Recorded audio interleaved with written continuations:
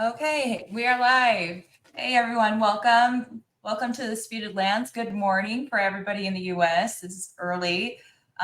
We have got a international panel today. We've got two very special guests, Company of the Cat and Eldric Stoneskin.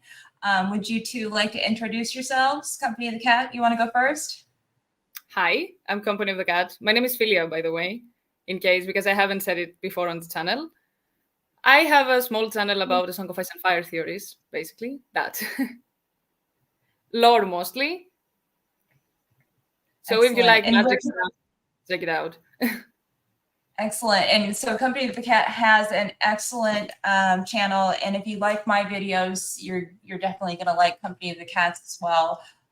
She does excellent analysis on lots of different things. I really like both of these creators' channels. So I highly recommend them. Definitely go check them out. And Company of the Cat, where are we able to find you on social media or anything particular? I do have an Instagram. I don't use it very much. If you like dogs, birds, and cats, you can find me on Company of the Cat on Instagram. Awesome. Excellent. Okay. And next we have Eldric Stoneskin. Yeah, hi everyone. I'm Eldric Stoneskin. I've been a part of the fandom for quite some time, but only started up a YouTube channel about a year ago. I've done my main videos are on the Stone Kings of Winterfell. I've put out a 7-part series about it's called the Grayscale Kings under Winterfell, and then I've recently moved into comparing Elden Ring with Song of Ice and Fire. Pretty young channel, but pretty grateful to be on here. Thanks very much for having me. Absolutely. And I really liked your one video regarding the Brandon the Builder and how the wall was built. That was a really excellent video. These are both excellent creators. So I am very glad that we are able to have this discussion today. So today's topic is going to be the Doom of Valyria. So we had actually discussed and had already, before the opening credits had come out for House of the Dragon, we had decided that this was going to be a topic. And so the fact that House of the Dragon was able to provide this very rich and very different opening credit that shows the Doom of Valyria is very cool and very, very topical. So that is actually where we're going to start. But before we start, we're going to just talk a little bit about Valyria itself. Company of the Cat, could you tell us a little bit about Valyria? Yes, what exactly do you want me about the Doom? It looks like a magical empire. I'm not 100% sure what stuff they did with the Dragon Bond and if they took it from the Great Empire of the Dawn that a lot of people say, or they started it on their own, or if they made the dragons themselves, or if dragons are just an animal, a magical animal in the universe, to be honest. It looks like, to me, they were heavily magical. They were trying a lot of stuff with magic, stuff that we don't know if they were done before.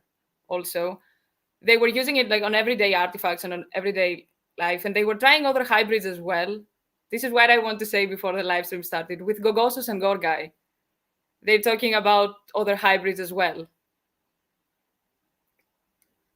Absolutely. They have got all different kinds of hybrids and hybrids over in Sithorios, and even some hybrids, over there at the Great Empire of the Dawn. We have the eyeless men and the winged men, the bloodless men, and we also have the lizard men of Sithorios and all kinds of different evidence of hybrid and genetic manipulation in those areas. So very, very cool. So Valyria was basically George R. R. Martin's superpower. It was an empire, and he doesn't like to use the word empire. He calls it a freehold because it was developed, or it was ruled by the Lord's freeholder. which were supposed to be landowners, but the ones that really ruled were the 40 dragon riding families.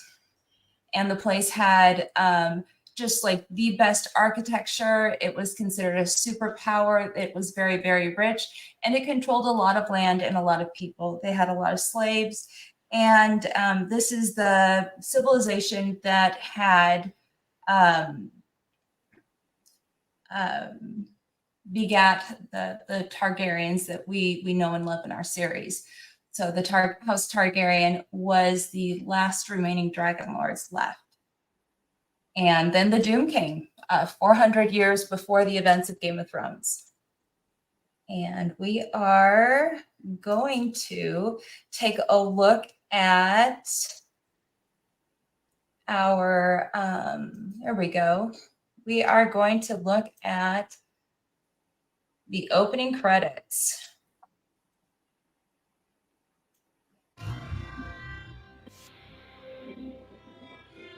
So from what we can tell, this looks like the Inaugurion. And just like the Inaugurion in the first opening credits, you can actually see the blood going down the center. So this is a parallel to the first opening credits. And then at the end of the opening credits, it goes down to a pool of blood. And we see this blood pooling, but now we see something completely different. What are your guys' thoughts right there? I think it's a bad drawn dragon, to be fair. A badly drawn dragon. Yeah, I think it's the dragon just with a medieval twist of art, and because it's a tapestry, it looks kind of wacky. I don't think it's a sphinx. Mm-hmm. I don't know. It looks like a lion tail. It looks like the feathers are fiery, but I think it's just a dragon. Yeah, it might be symbolic of the dragon itself, maybe. The fiery wings has got me interested because they do look like flames. If it's not symbolic, we've had a few examples where even Daenerys, when she has her Wake the Dragon dream, she has wings sprout from her back, and it's described as smelling burning blood. So it's almost, I don't know what to make of that, but yeah, the fire is also described as fiery wings when she's walking into the fire. Yes, if I'm not it is too. Yeah, very true. When she wakes the dragons. So yes, yeah, something to think about for sure. So maybe it's at the beginning, they waking the dragons as well. The flying, it's flying fire. This is what they are. It's fire made flesh. Fire made flesh. Fire, yeah. So it might be just symbolic. I don't know.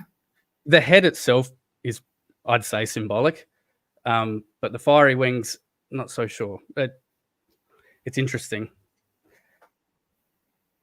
So for me, the fiery wings definitely like it evokes the Sphinx for me, and the Sphinx is kind of a symbol of rebirth and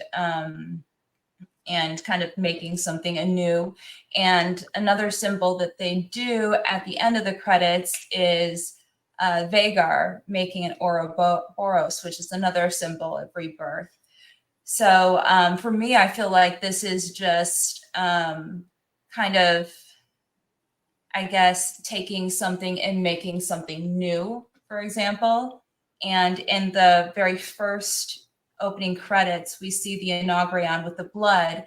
And in the History of Westeros interview with Ryan Condal, he had mentioned that the Inaugurion, or the opening credits, was a way that the blood mages used to track their genealogy. So we may be getting something like how the blood of the dragon may have actually been, I guess, done, how this ceremony might have taken place. And for me, it definitely looks like the head of a human. And the way that I see that is because these white threads look like the white hair that we see on the Valyrians. And then this, to me, appears like eyes, nose, and mouth. So, and then we also have the Valyrian sphinxes in the Valyrian society. And I think that that is just kind of another nod to the Valyrians sharing the blood of the dragon. And so, as the chat say, it's fire and blood. Maybe it's just that. Phoenix Asses in the chat say the black going to a dragon, ingredients to Valyrian fire magic, fire and blood. So it must be mostly symbolic. Yes, yeah, I definitely see it as a symbol. And but Marwyn has always said that Valyrian magic is either rooted in fire or blood. So to have both of those in the scene, it's very apropos. See, we also have some candles. So I don't know if those are technically obsidian candles or dragon glass candles. I think they are normal because dragon glass glows on its entirety. These look like they have a wick. I think. I'm not sure. Yeah. I feel as though they're just trying to bring home the idea that this is a magical ceremony. So we have like the blood sacrifice. We've got the Sphinx-like dragon. We also have a bunch of candles. I feel like it's probably just the creators wanting us to kind of hit home that this is a magical ceremony taking place. So they're like, let's put some candles in there. Because you have to have candles to do magic. I don't know. So that might be something. And we are going to move over to the woman in front of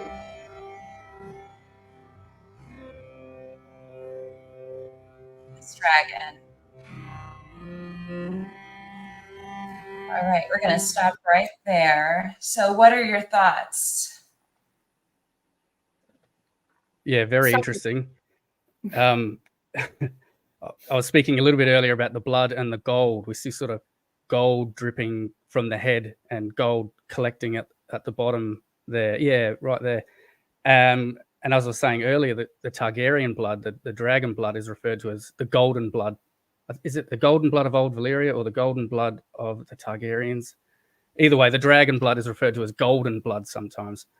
So to see blood and that golden blood collecting, it's quite interesting. So it's definitely establishing the dragon bond, 100%. Yes. And as we go further, you'll see these gold threads turn into the doom. So something to keep in mind as we move forward. But it's very interesting, and it brings to mind Damon's song, that the two heads singing to a third, because you've got two people singing to just a head on a dragon. Yeah, it's there's a lot to talk about here, I think.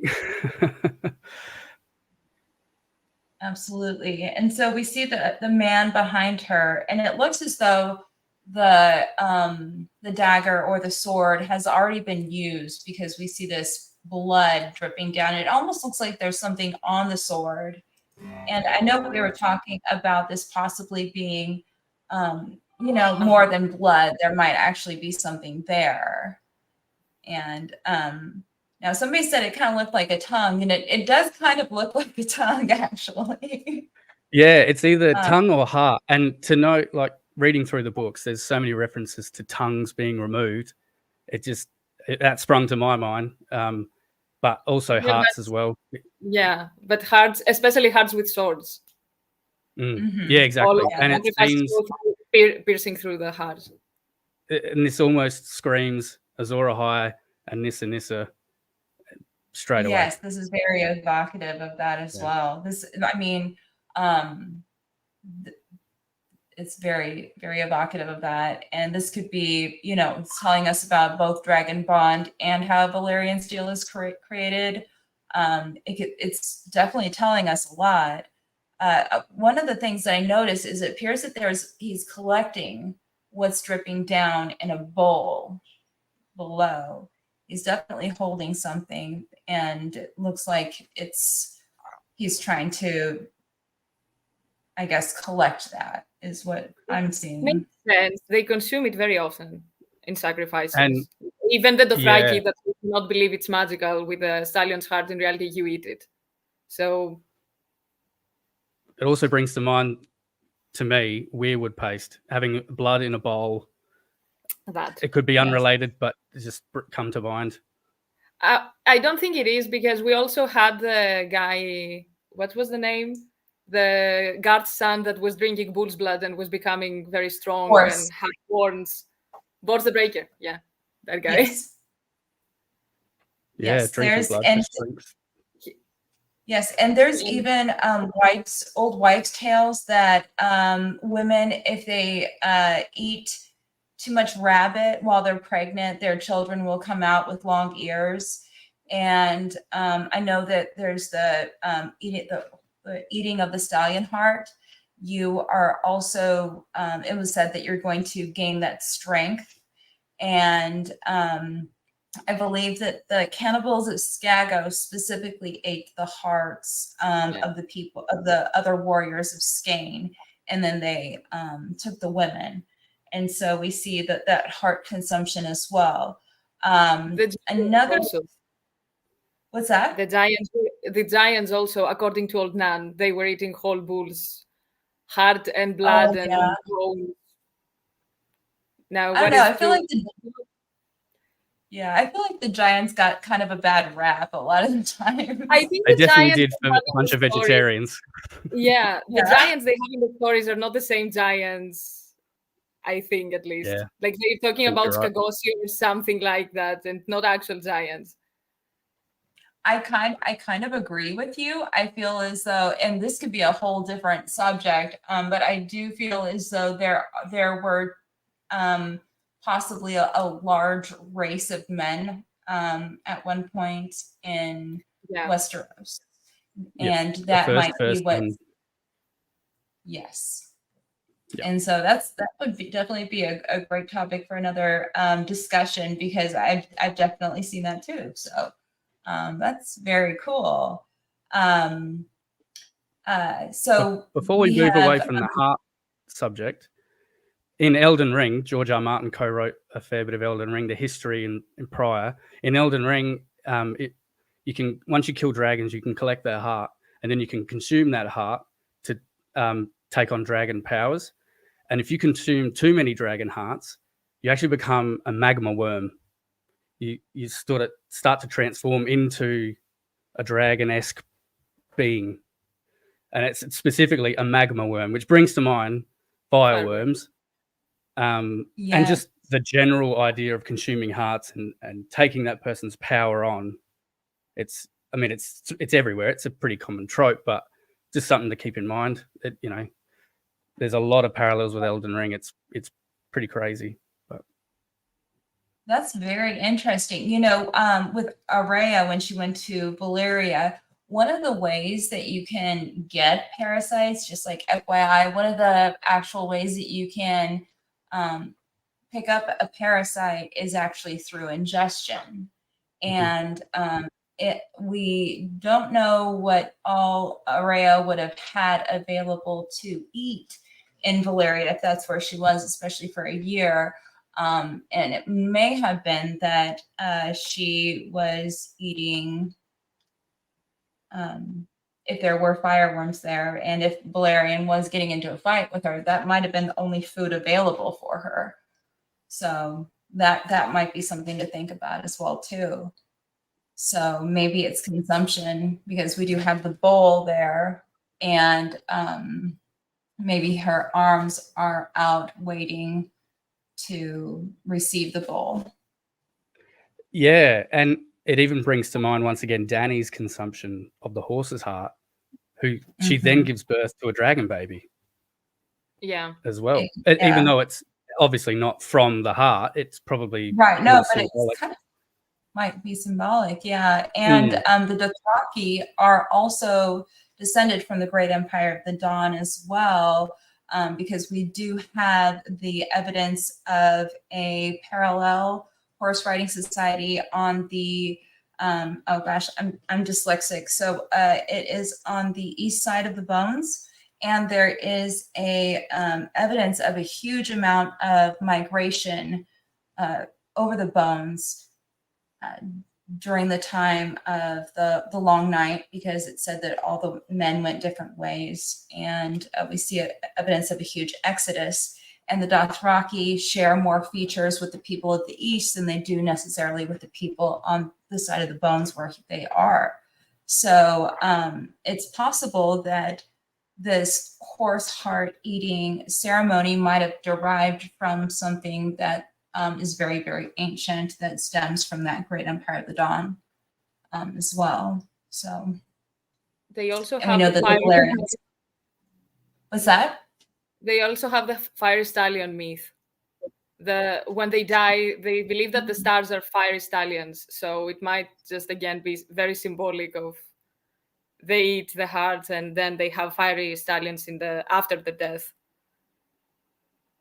They do. And the Great Empire of the Dawn, this is another thing. They also believed that they ascended to the stars because it said that the God on earth had ascended to the stars to join his forebears. So not just that that first God on earth, but also his forebears. So it wasn't just him, it was, you know, the people that came before him. So we might be able to assume that that's something that they believed as well, that they ascended to the stars. And then interestingly, when you take a look at Dany's Wake the Dragon dream, and she sees a vision of her ancestors and she hears this voice telling her to wake the dragon, the last thing that she remembers hearing is the whispering of starlight. Yeah. So Quaithe is that starry wisdom. Yes. So it could have actually been her ancestors actually talking to her, because when we look at how fire, what people believe happens to a soul when the body's burned, the R'hllors believe that they ascend to the light, and the Dothraki believe that they ascend to the stars, and the Great Empire of the Dawn also ascend to the stars. So if we took it literally, then it could have actually been Dany's ancestors sending her that dream. So there is a astral projection thing going on in general, because Quaithe is also talking to her through the stars, and they are hearing whispering of stars and masks of starlight and all of that. Yes, yeah, and if it is through a glass candle, that's the fire again, and blood. Yes. Yes. The moon also is also described as eyes, along with the stars very often looking down on them. I think in general there is an astral projection thing going on. Tinfoil hat on. I don't know if it's true, but to me, when I read it, oh, absolutely. You know, I just recently had the greatest comment on my YouTube channel, and I forget the username, but I thought it was very, very, very brilliant. So did you guys see the Reddit post about the user who went to the Cushing Library and found some information that was cut from the published books regarding glass candles? I saw the Michael Talks About Stuff video. He covered it in a longer format, and yeah, there was some really interesting obsidian dragon glass stuff in there. Yes, about what he had cut from the book about and it right. The So soul. apparently, go ahead. You go ahead. Oh, I can't remember it exactly, but it was something along the lines of the soul could be placed into the obsidian or into the dragon glass to use as a soul jar, and then what we do from there. I can't remember the full details, but it was something along those lines, which is pretty interesting. That opens up a whole host of ideas, really. Exactly. And if you recall, Varys' ceremony, or when Varys' manhood was cut, all he remembers is he was given a drug, but he was awake, and he castrated him, and he threw it into the fire, and it turned blue, and then a voice started speaking. Well, obsidian candles are, dragon glass candles are blue, and like a pale flame. It's described as a pale flame, and people talk out of them, right? They're used for communication. So it's possible from that person's comment, if you put two and two together, that might have been what was going on, actually, is somebody was trying to use a glass candle. I think the whole Sorry, go ahead. concept might be from the Mesoamericas, if I'm not mistaken. Martin had said that the whole thing with the obsidian that works as a mirror of sorts to talk with a different dimension. So the souls, I think he might had it in mind to trap the soul, but I don't think that it's in the books right now. No, it's not in the books right now, but it's implied that his original intent was to use some sort. You have to kind of like recharge it with blood or with certain amount of sacrifice in order to get it to work. And that's kind of what happened with Varys. Like he had his manhood cut off and it was put into the fire turned blue and somebody spoke. And it's that's funny, what Dragonglass. Was it described as blue fire or pale fire? It was described as a blue fire by Varys, and then a pale fire by I think it was in a Sam chapter when he saw Marwyn's glass candle. It was described as a pale fire. It just twigged my mind that the Valyrian ancestor, or the Great Empire, the Dawn ancestors we were talking about before, who appeared in Dany's dream, they have swords of pale fire. And then we think of Euron when he has visions, his hands of pale fire lady seems to be associated with visions, the pale fire, perhaps. Yeah, with power in general, it's a very blinding light. It's almost kind of divine whenever or otherworldly anyway. Because Dragonbinder also, the glow was white, it was not red. The metal burned red, but the glowing was white. Yeah, it was definitely a pale flame. And it's all fire and blood. So like the Valyrian sorcery is like Marwyn was saying, it's rooted in either fire or blood. And that's exactly what it says on the Dragonbinder horn is blood for fire, fire for blood. And so, and that you have to claim it with blood, which is kind of similar to how those glass candles might have originally worked in his previous draft. So we are going to keep going. Is there anything that anybody wanted to mention before we move on to the next scene?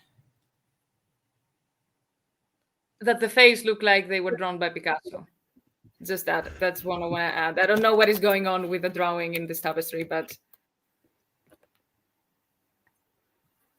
absolutely. So we got the gold. So we are going to move. Okay, here we go. So we have a person on dragonback holding another person who appears to either be asleep or dying or dead. It's kind of hard to tell. What are your guys' thoughts? it looks like Eldric, do you want to go first? Okay, go ahead. Oh yeah.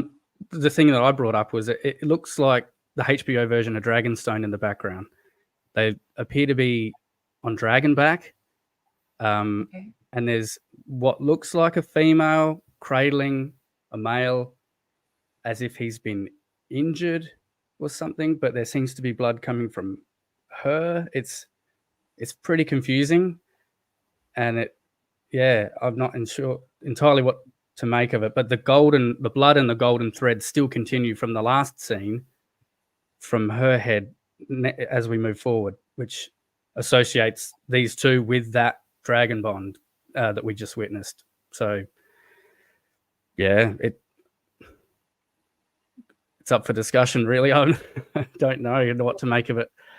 Same. I think is just a woman cradling a man. I think it might be Daenerys. It feels like it could be Daenerys, and now yeah.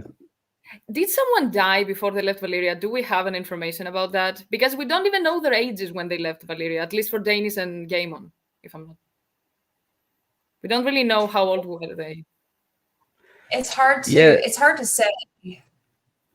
And we also know they went to Dragonstone with their family, their slaves. They went to Dragonstone with everything. So this almost feels like an escape, almost like, quick, we got to get out of here. He's injured. It feels more.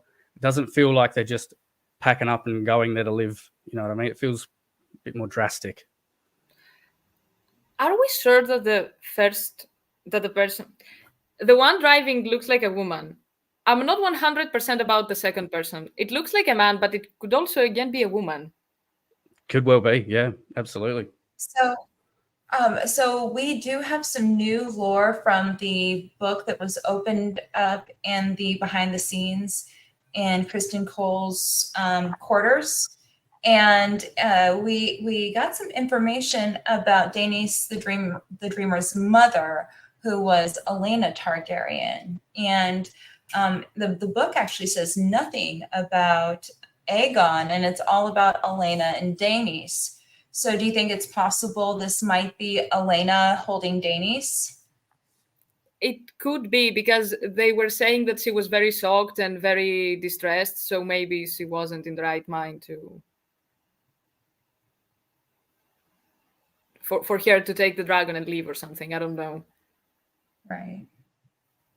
Yeah, because I don't know who this could be laying down other than, they're trying to depict Daenerys the Dreamer, who's maybe asleep, because otherwise it does look kind of dire, like they're trying to escape. And yeah, because the very next scene, the golden threads lead to the doom. It's almost as if whatever they did caused the doom, is what I'm thinking. And it goes back to that dragon bond. But the confusing part is, if establishing the dragon bond caused the doom, they've been establishing the dragon bond for 5,000 years, we're assuming, unless there was something different about this dragon bond. Whether I don't know, it's all new to me at this stage thinking about it. But what if, because we hear they controlled dragons with horns and whips in the past, what if they used to control with horns and whips, and then these people thought, let's connect with the dragon? Yeah, but that doesn't make sense either. Yeah, I'm sort of speculating as I go, but it feels like whatever they did with that dragon bond caused the doom. I'm not 100% it was the dragon bond, or they tried to do something bigger, something more, and it just didn't work. Because the dragon bond on its own doesn't really... Because they were not all blood mages were dragon lords, from what Martin had said. So we don't really know what they were doing in there. And if we think about what Melisandre does, for example, all the time, do we really know if it was the bond? Because I'm not 100% sold on that. Also, I don't know how much creative liberty they had with that. So maybe it was it's continuous because it's more artistic or something. Because it looks cool. Yeah, absolutely. That could always be something that, maybe this additional lore that we're getting is all just show only lore. And that might be something. I hope that this is new lore that's both applicable in both arenas, both areas, because it's very, very intriguing. It's very interesting. One of the things that Eldric had mentioned were the dragon binding horns. And I have never liked the mechanics for how we as a fandom understand how they work, because if that is how they work, it would not be sustainable in Valyria, because all you would have to do is toot a horn, and then now you've got somebody else's dragon. And how do we know how many dragons this would actually attract? Like, you could toot a horn one time, and would all of the dragons just start bonding to this one person? Would we have dueling horn blowers? Just no, they're my dragons. No, they're mine. It never really completely made sense to me.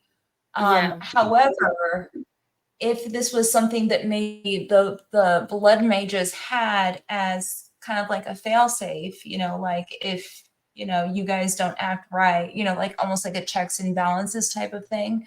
This could be used as like a last resort.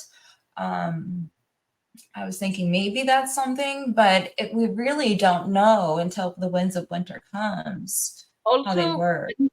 at least for Dragonbinder, to me, this kind of horn for that job looks kind of not comfortable. First of all, it's humongous. Like, imagine having to control a dragon and carrying that monster around.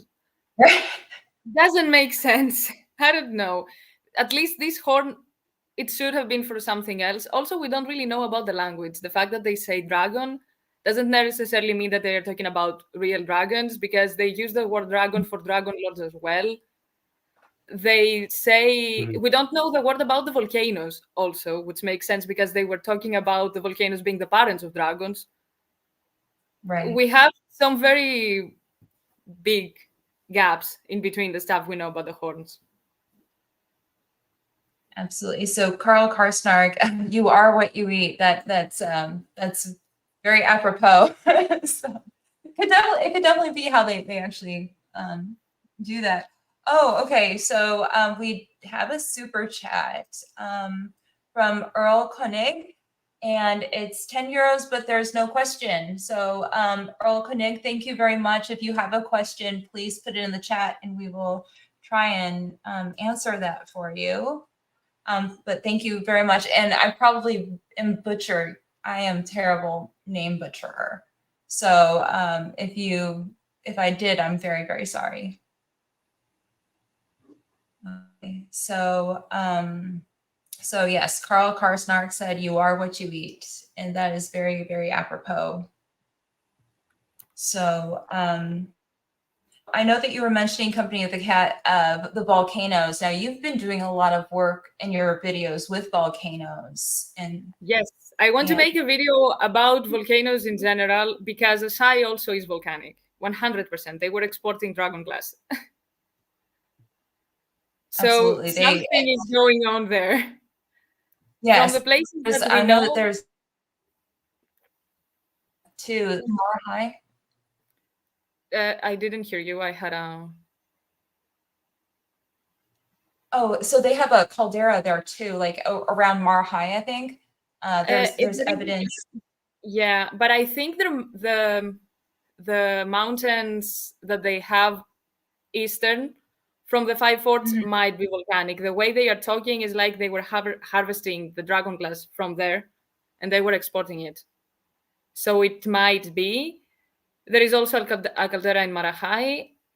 The people from Ib also export dragon glass. So maybe there is also something is going on. Iron Islands is the only place that if Martin himself doesn't say to me, no, it's not, I will die believing that it is volcanic. It could very well be. An answer. Yes. I am down with that. I am totally down with that. So I did pronounce Earl. Pronunciation was okay. I still don't see the question. So if you do have one, if you just want to type it down below, we'll definitely try and get to it. Yes, obsidian equals volcanic glass. Now, Eldric, and I know that in Elden Ring, the area that people suspect could be the Land of Shadow also has this almost like caldera type of area that people think might be due to meteors or might be due to some sort of like volcanic caldera or something. Yeah, so Shadow of the Erdtree came out yesterday, and I've played maybe an hour, and I'm dying to get into it. It's very bizarre. It's going to tell us a lot, I think. Especially it's literally a shade tree. Like I'm interested to dive in. The lore's really quite. You almost need to play the game and pick up details and then figure the lore out after the fact, because it's not a lot of dialogue, and a lot of it's from item descriptions and just environmental observations. So I'll be definitely making a follow-up video on Shadow of the Erdtree for sure. Yeah, I'm very interested. There's a sort of a semi-dragon glass-ish power in Elden Ring, and it's called Glintstone, and it sort of looks like a glass candle nearly. It glows green, but people can use it to draw magic from, and some people have even used it to rebuild their body. I need to look more into the Glintstone stuff. It's pretty interesting, but yeah, Elden Ring is a big beast, and it's also very hard to figure out what George wrote and what Miyazaki has put together.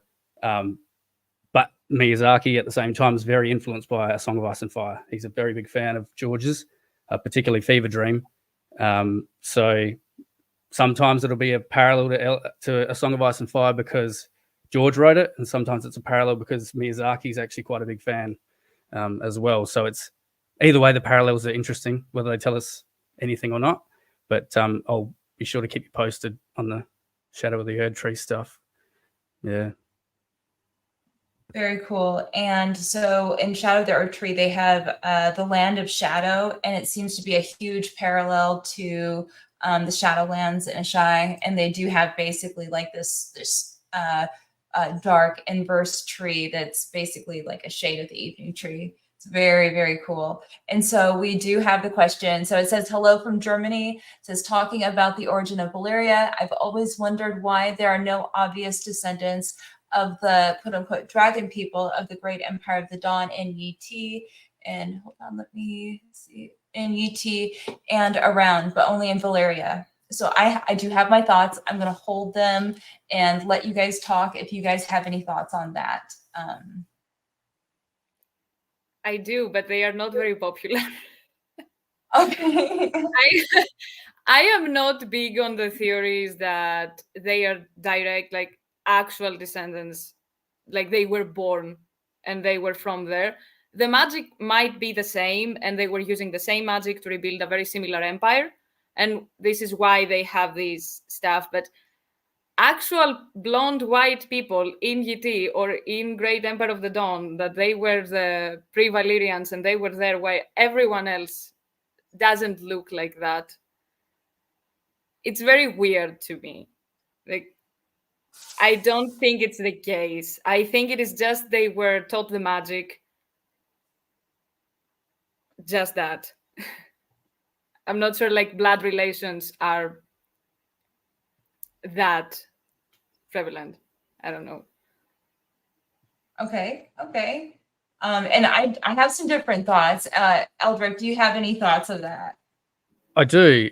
The Great Empire of the Dawn is very much like a parallel to Valyria to me, and that it was a superpower. It had lots of magic, lots of arcane arts that got lost when it got wiped out. And we do hear that the people taught the Valyrian shepherds that found the eggs how to tame dragons. So it's almost as if it needed to be taught. So maybe the Great Empire of the Dawn just never taught YT. They're probably literal descendants, but the actual dragon people aspect needed to be taught, and it got taught to the Valyrians only. That's probably my thoughts, and probably only because they found the eggs. I don't know why, but that's probably what I'm thinking. Okay. So I've kind of thought I've thought about this a lot. I think about this a lot. But anyway, so basically I have kind of been around this concept in my head many times, and I've seen it from both of your guys's points of view. And the way that I see it is that I believe the dragon bond was probably an unintended consequence.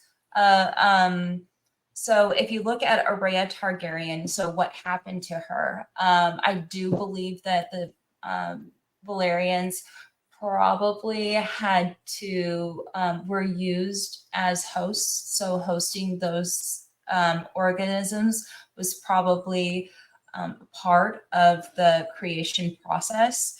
One of the interesting things that we learn in Fire and Blood is how her body was able to accommodate those worms, to the point where her skin was cooking. and her eyes were bursting and smoke was coming out of her mouth and every single orifice. So a normal body can't do that. And her body was actually able to host these things and host them very, very well, to the point where they were almost mature. They had submersed her into a ice bath to make them die and come out of her body. But it's possible that she would have been able to have carried them to gestation, so to speak,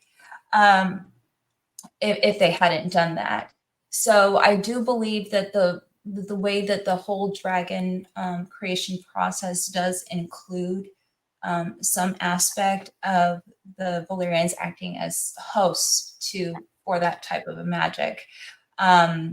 Now, one thing that I do believe is that you probably don't want to do that to someone that you love, somebody that you know. Like you wouldn't want to experiment, because we do see evidence of experimentation as well, like the different hybrids that we see in Sithorios and also in the areas of the Great Empire. We do know that there was probably a large amount of experimentation, and you're not going to want to experiment on your own people. Okay, you are going to want to, because you don't want to do that to yourself. You don't want to do that to a family member. You don't even want to do that to your mailman. So, and that's what we see the Valyria do, is they were experimenting on slaves. And we're told that the Valyrians were a shepherding society. And the one hint that we do have is we see one shepherding society right from the get-go in the first book of Game of Thrones. And what happens to that shepherding society? That shepherding society is enslaved, right? So I do believe that there are hints that the Valyrians were originally possibly used as experiments. So they were probably slaves. And if you look at the tales of the Great Empire of the Dawn, it is said that how the Great Empire of the Dawn had fallen was because lesser men grew prideful, and they gave themselves over to avarice, envy, and then one of the other things is incest. Okay, and we do know that the Valyrians are also, very, very big into incest, and they are saying lesser men. And so a lot of the things that the Great Empire said people, lesser men were giving themselves over to were the things that the Valyrians were also known for. So I believe that the dragons were originally bred in order to be tameable, and people were used because it is said that wyverns are even more ferocious than the like velociraptor, like lizards that are in Sithorios, and even more ferocious than dragons. And if Valyrians could have ridden a wyvern, if they could have tamed a wyvern, they would have. We'd have like wyvern riders. But the thing is, they're not tameable. They are ferocious. And I'm going up on a tangent, but the other thing is that fireworms are probably not tameable as well. If that were the case, we'd probably have fireworm riders as well. And it says that fireworms had no love for men. So, but another thing that we learn as far as the slaves go is that it said that the peaceful people make the best slaves. And so one of the things about shepherding society, it's said that, the shepherding societies are viewed as very peaceful, pastoral societies.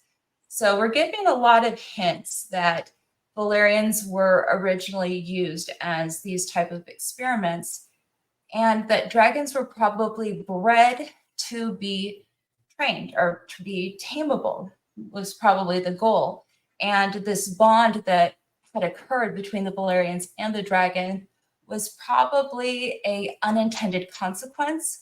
And so when the Great Empire fell, the Valyrians left and they took their dragons with them to Valyria. That's my whole that's my I guess theory on it. But what I always thought, and I don't know how popular or unpopular it is, to me the dragons sound like they are the demons from the east. Because if you never have seen a dragon before and you just see something flying over you and spitting fires, you call this thing a demon. I would. I know I would. Also, if they have the exact parallels with others, it's the exact opposite. Fire made flesh, ice made flesh. I think it might have been some sort of a pact, like the others seem like they had a pact with the people from the north. So the dragon bond might be something like that, along with a lot of experimentations, because we know they were doing some stuff with people around them. Also, Absolutely. And the volcanoes help because they went to Valyria because so many volcanoes. We know dragons want them to birth the eggs. They nest in the caves. absolutely. And then one of the other things is net. So it's if dragons were originally intended to be tameable or trained, that might explain some things like Nettles was able to just bring, sheep stealer a bunch of sheep and eventually develop a bond. It may be just showing us that maybe dragons are tameable if you go about and do it the right way, because I feel as though that was probably the original intent, was just to have these dragons that were able to be tamed and trained. So To be fair, Nettles might be a dragon seed, though. she might be. No, she could definitely be a dragon seed. But another thing that Damon might be your dad. Yeah, no, she might definitely be a dragon seed. There's no doubt that she might be. But we also get a hint in the dragon pit scene where we have all the kids and they bring out the pig. Personally, I And hated that thing. I didn't like that scene at all. pig. I hate this scene. The whole thing with whips and stuff, random people, they were able to tame the dragons or at least keep them somewhat. I don't know. It's because if everyone can do it, imagine how many slaves the Valyrians had. Like no one ever grew closer with a dragon and stole a dragon. I don't know. I don't like that concept. No, but they are showing training and taming, and that, like, who is it? Vermax, right? Is it Vermax? Is he's kind of like snapping. He's snapping at was it Jace or Luke? I forget. But he was snapping at him. And then they brought out the sheep, and then so kind of like Nettles did, they brought out the sheep and they're like, okay, Vermax, Dracarys. But it was definitely not like this bonding type of scene. It's more of a training or a taming type of a scene where you have these dragon handlers and bring out the kids and you bring out the food and you do this. It's kind of showing that. It also looks like the dragon has to like you. It's not just for you to bond with the dragon. Like dragons tend to also have a preference in riders. Like, for example, Vhagar looks like she has a thing for salty second children for some reason. From Visenya to Aemond, they have a very specific character. Absolutely, yeah. It seems like every time it was the kid. Like people are having a meme about Valyrian bonding with Viserys, but for Valyrian, the only exception is Maegor. Everyone else is pretty mild manner and chill people. From Maria to Aegon to Viserys. Absolutely. So we've got about 80 people watching, and we are about an hour in. And so we are going to take a quick little minute to go ahead and thank our moderators. We've got Carl Karsnark in the chat. He's doing a great job.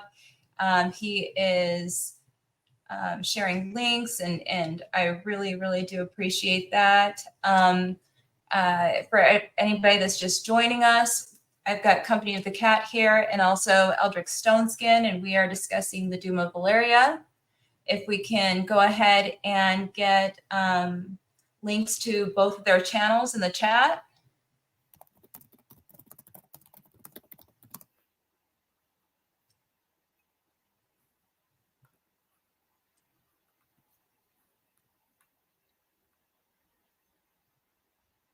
Okay, and then Christy Angel says dragon creation / bond could have started accidentally with a dragon slayer and either drinking his blood or eating its heart, or if so, that dragon's heart, soul, blood went into the slayer and a second life per se. And that could be what's interesting in the Varamir chapter is he was talking about eating Hagon's heart and how Hagon still haunts him after eating his heart, that for some reason he keeps on thinking about him and that his memory haunts him somehow after that. So it's kind of funny how that chapter goes. You just jogged my memory, actually, when I was looking at the burning wings of the dragon we were talking about earlier. Varamir has a very similar description when he's inside. I think it's Orel's eagle he's inside, and he gets shot with a fire arrow. He notes to himself that the fire is inside of him, and then it burns across his wings and drives his spirit out. So it's funny you bring out the consuming the heart. I've got the quote here somewhere. But I was reading it today and I thought that just reminded me of this. And it also brings up the transference of soul between two beings. He says the fire was inside him, consuming him, which is pretty consistent language with like a Melisandre. Yes. And yeah, it had not been as so agonizing as the fire in his guts, crackling along his wings and devouring him. And then the flames had turned his heart into a blackened cinder and sent his spirit screaming back into his own skin, and he'd gone mad. So, I don't know, the burning wings, the fire inside him, the consumption of the heart that you just brought up just jogged my memory. Interesting. It is the same exact imagery with the tattoo when the dragon binder was blowing as well. The guy that was blowing it had an eagle as a tattoo, and when he blew the horn, Aaron said that it would look like he was burning and the bird was ready to fly. I'm searching for the quote right now. I don't remember. Yep. And even that blood stain at the top might be reading into it too much. It kind of looks like a bleeding bird to me. Once it finishes its once it spreads enough, it kind of looks like a bleeding bird to me, which is what the Dragonbinder guy has on his chest. It's a bird that starts bleeding as well. And it has a lot of Nissa language along with the Dragonbinder horn as well, the screaming. I got to reread the King's Moot, to be honest. But, yeah. I think this is why...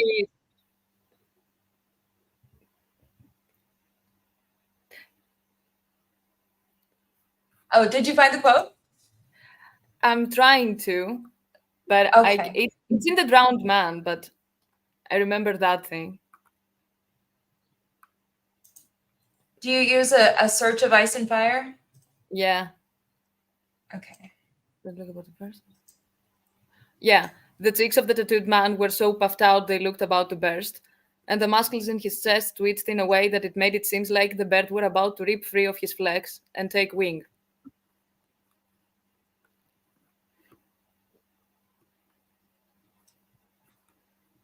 And then when they opened him, he was burned. Yeah. So he had the fire inside of him, basically. Like he literally had the fire inside of him. And I know the Dragonbinder. Go ahead. Sorry.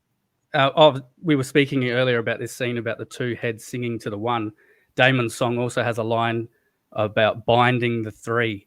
So it's that binding language again of dragon binding. It's very interesting. binding and at the end flying, if I remember correctly. It was a flying freely, Yes. something like We that. shall fly as we were destined, beautifully and freely. Yes. So it's to bind the three, to you I sing, as one we gather, and with three heads we shall fly as we were destined, beautifully and freely. So, yeah. A lot of connections there. This is why I So- think the Lightbringer might just be the dragon. It was the first bond, and Nisa went into the dragon. To be I think fair, the dragons because are definitely one of the Lightbringers for sure. Absolutely. yeah, I think there's probably at least three that I can think of. yeah, same. Because they put the egg in the heart of Drogo, and then it's described as Drogo went into the dragon that now is bonded with Daenerys. So something like that. Yeah, one of the things that I found very, very interesting is when I was doing my research on souls and what people from R'hllor believe is that once the body is burned, it allows the soul to rise to the light. And we have the Dothraki who burn their bodies, and they believe that their soul ascends to the stars. And then we have the Great Empire of the Dawn, who has this belief in the ascent to the stars. We have the Valyrians who believe in the cremation, who may have also believed in this ascent to the stars. And we have in Aegon's pyre, when they put Blackfire into Aegon's pyre, they noticed like a noticeable change in the sword Blackfire after it was retrieved. And one of the things that I noticed is how if you take it at face value, that's what happens to a soul when it's burned. When that soul was being released, we have this like soul trapping sword in the same pyre. And it's possible that, you know, Aegon the Conqueror's soul went into that blade as well, which might have been why it darkened the way that it did. And when we look at what happened with the pyre, with like the magical pyre, we have the bodies being burned with the eggs placed in there. And that could have actually been how this magic kind of occurred in the same, like a similar type of magic. And so, I don't know. I think it is exactly that, to be fair. Because we have the exact parallels with the people they burned and what happened to the eggs. So it must be that. Also, the stone eggs is kind of like the sword in the stone. You retrieve the sword. And as a commenter said, they have been described as flaming swords in dance in Karth. And we got Synthora saying the dragons are literally called flaming swords in dance. Absolutely. And April May talking about the tapestry, which we do need to get back to. We are still on the second scene. So let's go. Do you think that we're ready to move on from here? Yeah, definitely. Yeah. Okay, so we are going to start moving. But the interesting thing is we're going to see from these two people writing on Dragonback with Dragonstone in the background, we see this gold coming off this Dragon Rider's hair. I've got this going at 0.25, so it's going very, very slowly. And I'm just doing that so that we don't miss any details. We'll speed it up just a little bit. And so those kind of meld into a volcano erupting. That tells me that whatever those people on the Dragonback did, or whatever something associated with them has led into the Doom. To me personally, Absolutely. One of the interesting things that I noticed from the open book, and I had shared what I was able to interpret from that open book with the both of you, and I'm going to go ahead and read what I was able to get.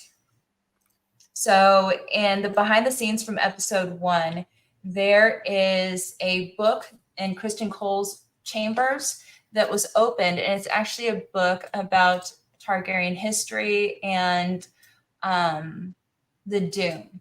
And what I was able to interpret from the writing, it was a little bit blurry, is Daenerys had claimed Valyrian, at the time no bigger than a horse, and what appears to be the words the night before her fateful dream. When the Doom came 12 years later, the Targaryens were the only survivors. Elena tossed coins as if they were plentiful. Fueled on perception, she blamed her enemies on her husband.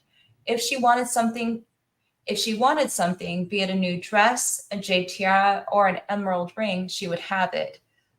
And then from there it says, let us go back and return to that fateful day when Daenerys awoke in her gilded bedchamber, shaking, running swiftly to her mother, Elena.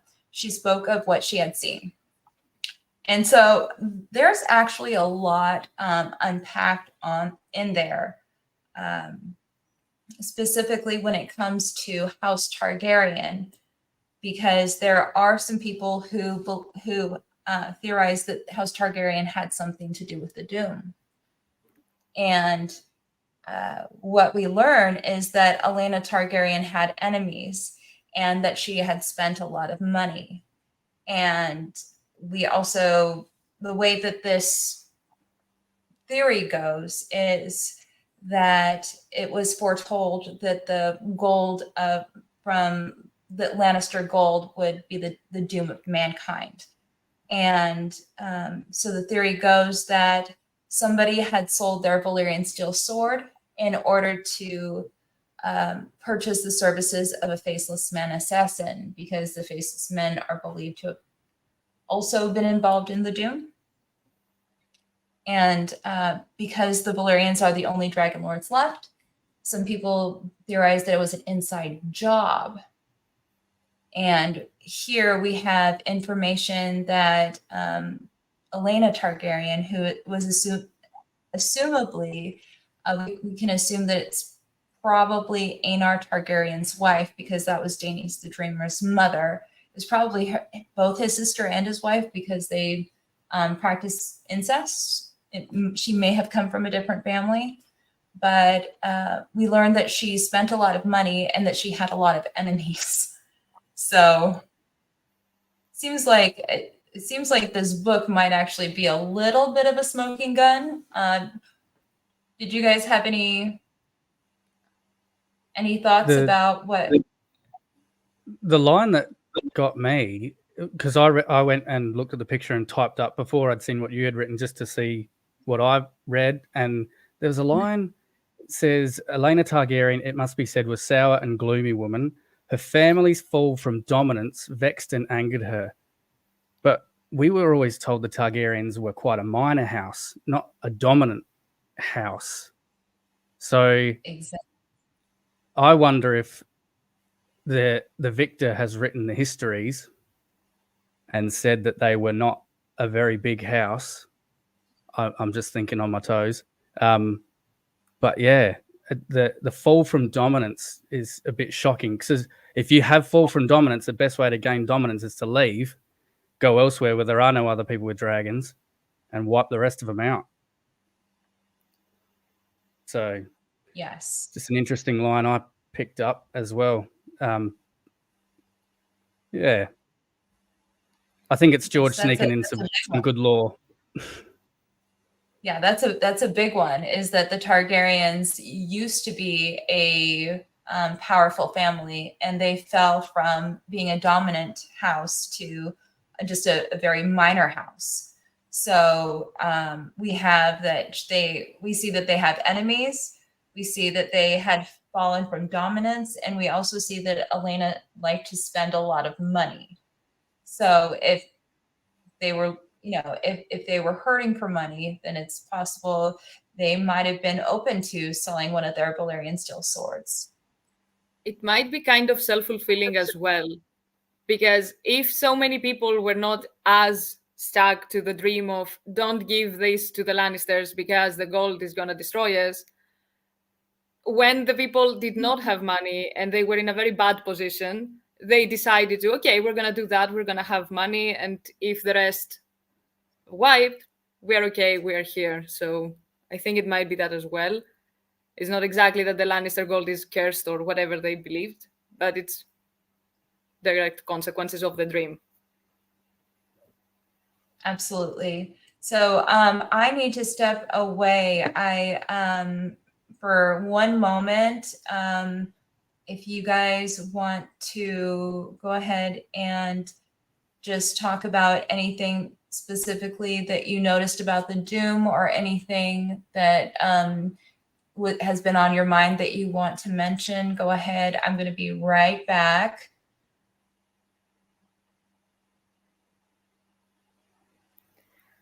I don't know about the Doom, but right now that you said about the golden line that continues, it might be just the timeline. I'm not sure. I try not to give them that much credit because I know what they are doing with the TV series. And I don't.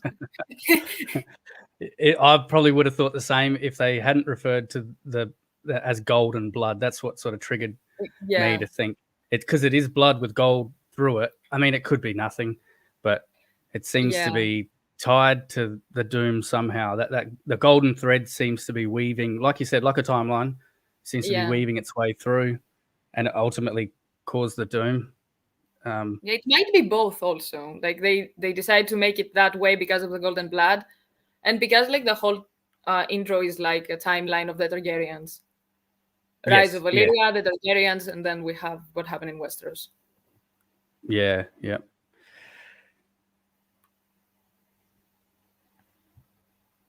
I'm not sure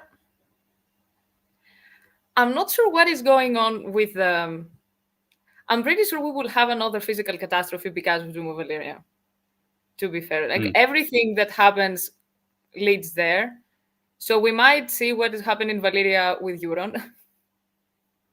Yeah, that's very true. If it's going to happen, it's going to happen with Euron. Absolutely. It's the only person that might. He's pretty much a symbolic Dragon Lord as it is. Yeah. He's got the Valyrian steel armor. He's got Dragon Binder. He's got a fire wizard on board. It's very, very possible. Yeah. I dare say, well, I don't know, but we could see Old Town wiped out. Yes. And that would be very George to wipe out the center of knowledge in Westeros, to wipe out Old Town. Yeah, absolutely. Are we talking about Old Town being wiped out? Yeah. Yeah, we're just discussing about the Doom, if we were going to see another Doom moving forward. And we talked about Euron, because it being pretty much a symbolic Dragon Lord. The Valyrian steel armor, the Dragon Binder, the Fire Mage. He's got all of it going on. So we could see Old Town wiped out in a similar fashion. And I just mentioned it would be very George to wipe out the center of knowledge and history and send everyone back to the Dark Ages, which has already happened at least twice in the world of Ice and Fire that I can think of. Absolutely. Yeah, it's definitely a center of learning. And in the TV show, they kind of like symbolize it with Bran, because they're talking about, they want to kill me because he wants to wipe out all memory of everything.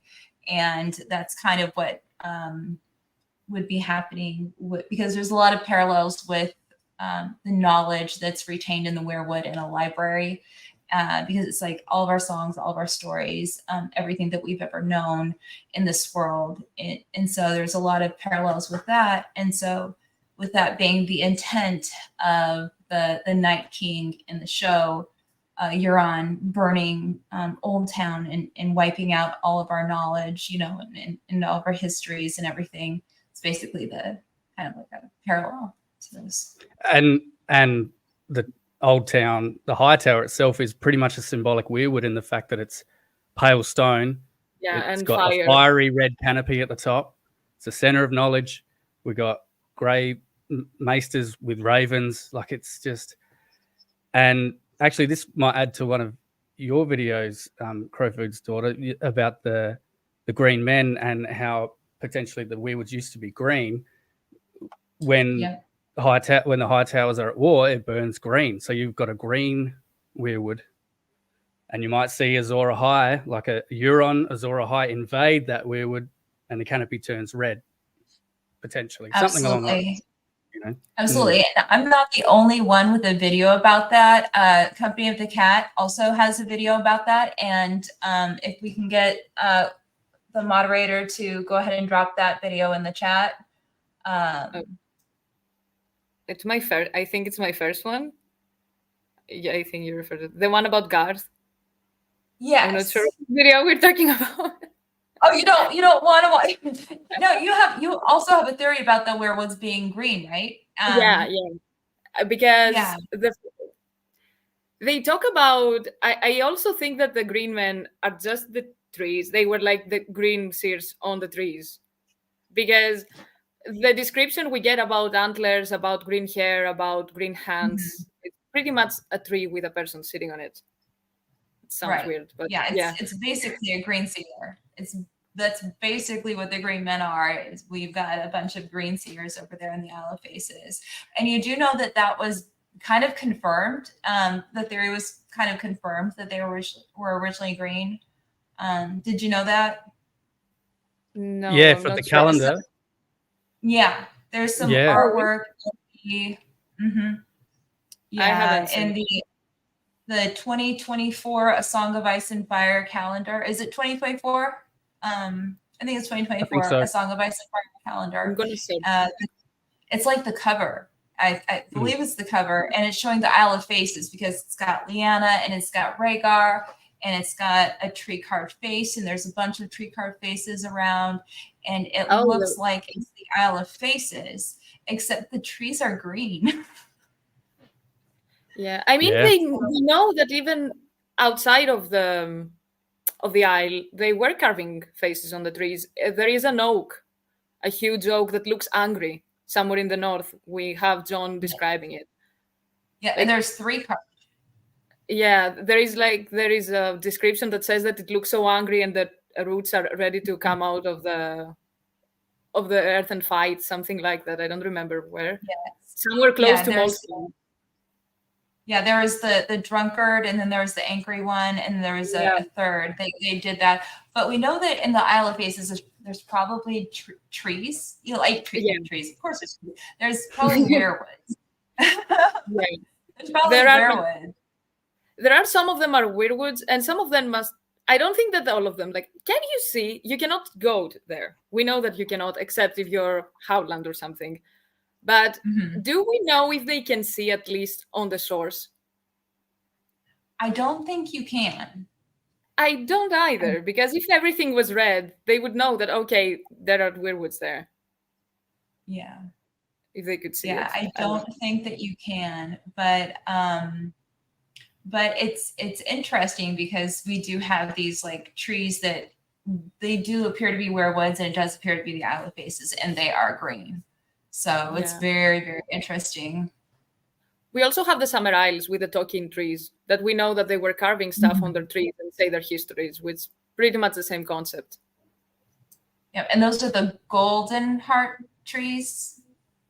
Those the golden heart. I'm not sure if they are the same. They have both of them.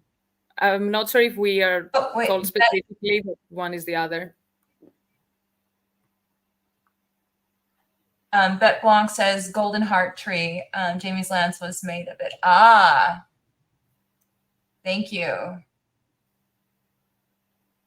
Okay, very cool. So, and it was the 2024 calendar as well. So thank you. We got Melantheos in the chat that let us know that it was the 2024 calendar. So excellent. Thank you, guys. All right, let's take a look. We are gonna keep moving on into the scene with the Doom.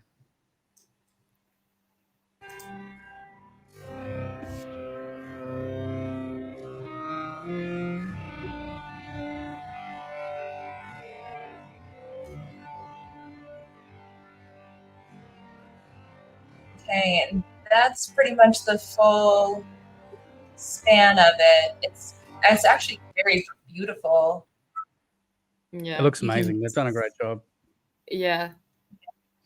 I think they tried to recreate this screenshot that you also put on the thumbnail of this live stream from Histories and Lore with the dragons falling. Yes. Mm. It's very Yes, pretty. let me show you that. Let me take you there really quick. It's almost exactly like that. Mm. And so I think that that's what they used was that as the example. And it's coming right here. Yes. Oh, yeah. Okay, here we go. And cue the dead dragons. There we go. If you can see, it looks almost exactly like that. Yeah, So they took this and used it as a template. So that was kind of the template that they used right there. Yes. For the background. And let's get back here. One of the things that I noticed in the this scene is obviously we do have the all of the volcanoes in the back. They've got several. I don't know if we can actually count 14. I think there's fewer than that. It looks like a handful of volcanoes in the back. But in the center, we have the Inaubrion. And in the Inaubrion, we see the top is blown off.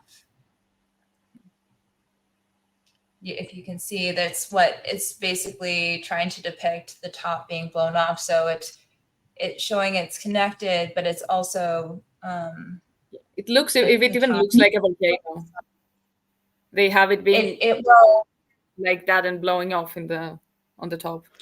Yeah, I think the Inaugurion was built around the volcanic face. Yeah. And then the Dragon Lords lived on the face of it to be close to their source of power. Yeah.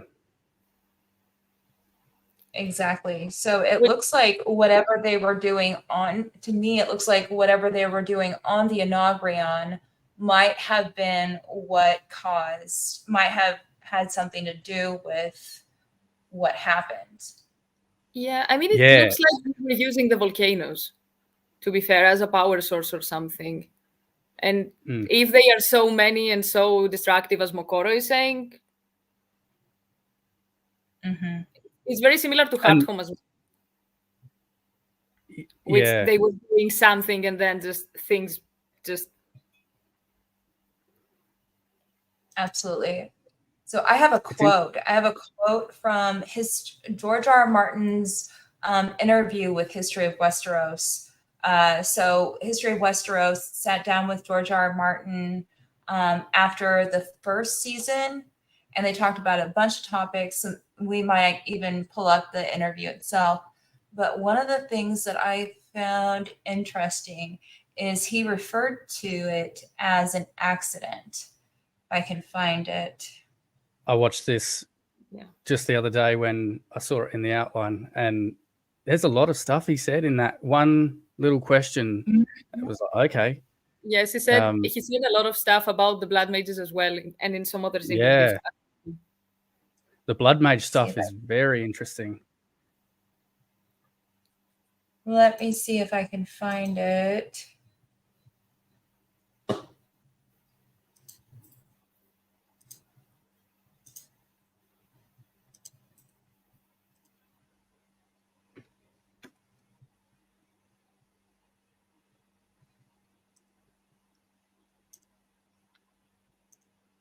To I mean, obviously they don't have these are medieval people and ancient people. They don't know about DNA or Right. genes or any of that stuff, but they have some rough concept of it in which they attribute to the blood. Well, this guy has blue eyes, and his children have blue eyes. But if he marries someone with brown eyes, well, all the kids have brown eyes. Powerful group in Valyria who were.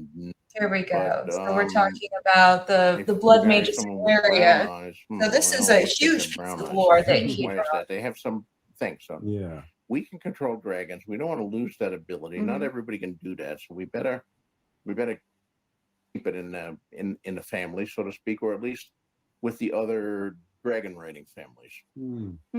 Now I haven't gone much into it, but there was another very powerful group in Valyria who were not necessarily the dragon riders, and those were the people who practiced blood magic. Which, there's some overlap in the Venn diagram with the dragon riders, but not necessarily complete overlap. And then there were just the regular people. There were a lot of slaves because there was a slave society. So that was a big piece of information. Was everybody able to hear and see that in the chat? I'll just say Aziz and Ashay did such a good job on that interview. I watched it all and it was really good to watch. It was great to see him just in a relaxed environment, just talking, and to see his little figurine. Like, it was just so cool. Seems like such a good dude. The questions were also great. Because many times they ask him very specific stuff and he doesn't answer. But if you bring something more general, he will drop stuff that normally wouldn't say. He likes to talk. He does. And I reckon you could get him talking for a long time. Probably. Yeah, April, May. It is a real interview. It's on History of Westeros's YouTube channel. You should definitely check it out. It's really good. They went to his house. Very lucky. Yes. Yeah, that's all of his toys in the background. He has this interview with, or this video with Shay where they're just like hanging out and he's showing Shay all of his toys. It is very, very cool. I haven't seen that. Is that on their channel? It is on YouTube. It just put George R.R. Martin's Night with Shay or A Night with Shay, and you'll get to see that. So pretty cool. Cool. Pretty cool.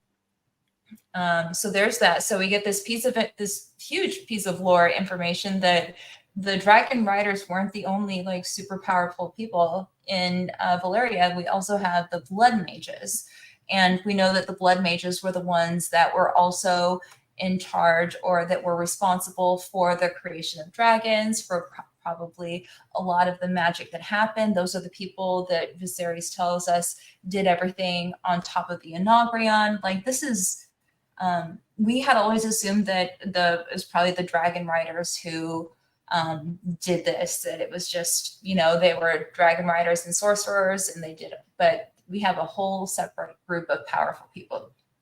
So it kind of makes sense. It's the same thing in Asai, where they have from very different religions, very different people to work all together so they can know what is going on. Because having just some people that know only one thing doesn't help with this kind of stuff, I imagine.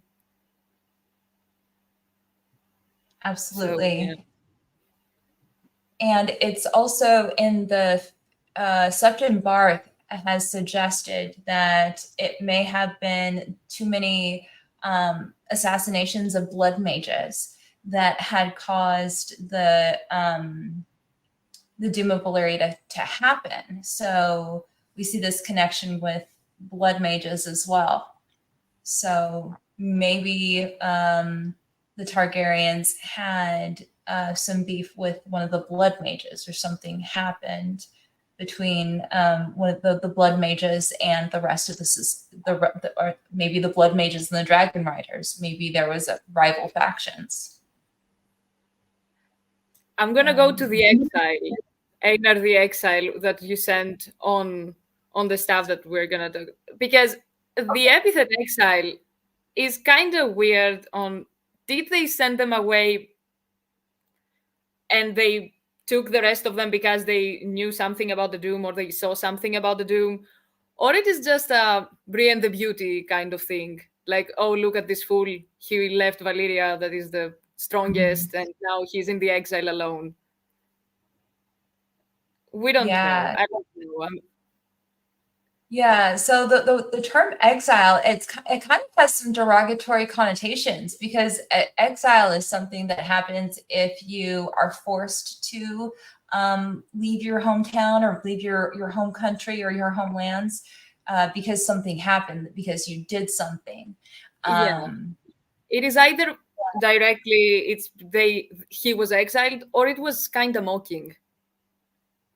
Yeah. Like, yeah, it could definitely be mocking. It could definitely be mocking.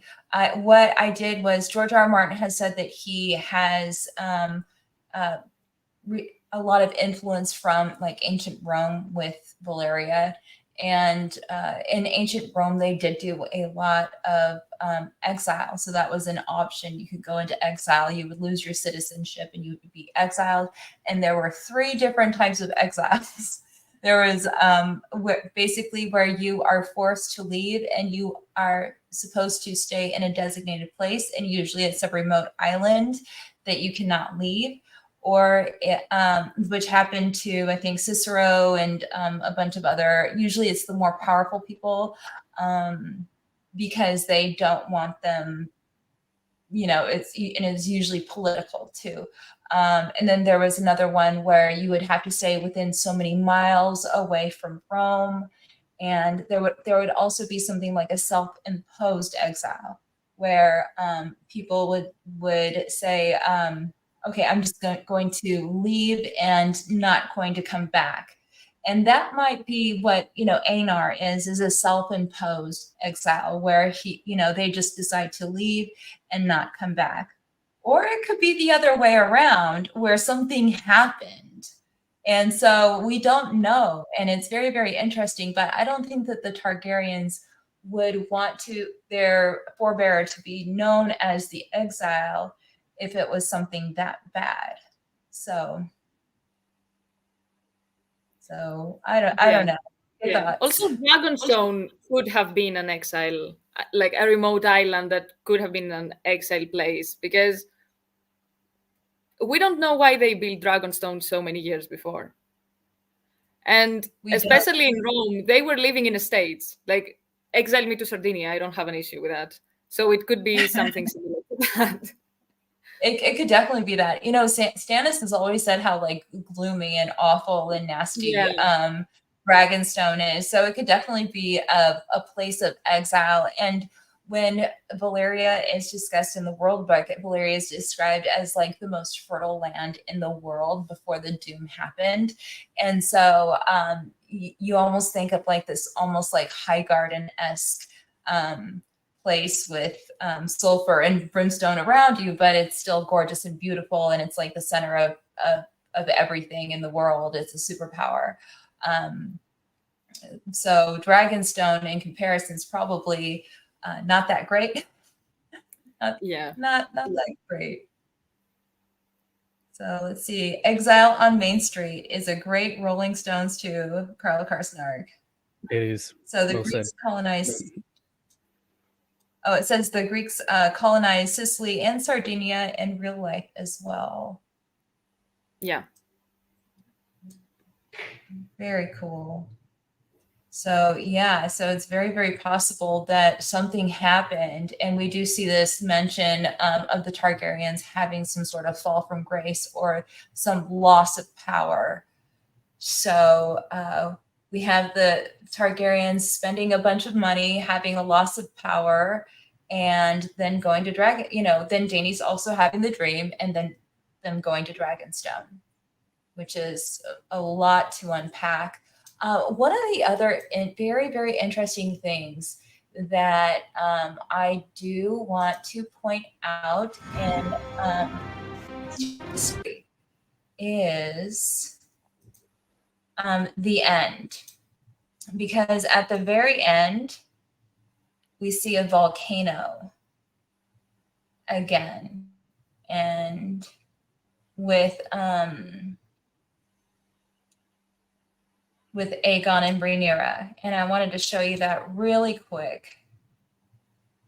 if you look, we see Aegon on the left, Rhaenyra on the right, and we see this tear of flames. And at the very, very bottom is an erupting volcano, which kind of harkens back to that Doom of Valyria that we were talking about.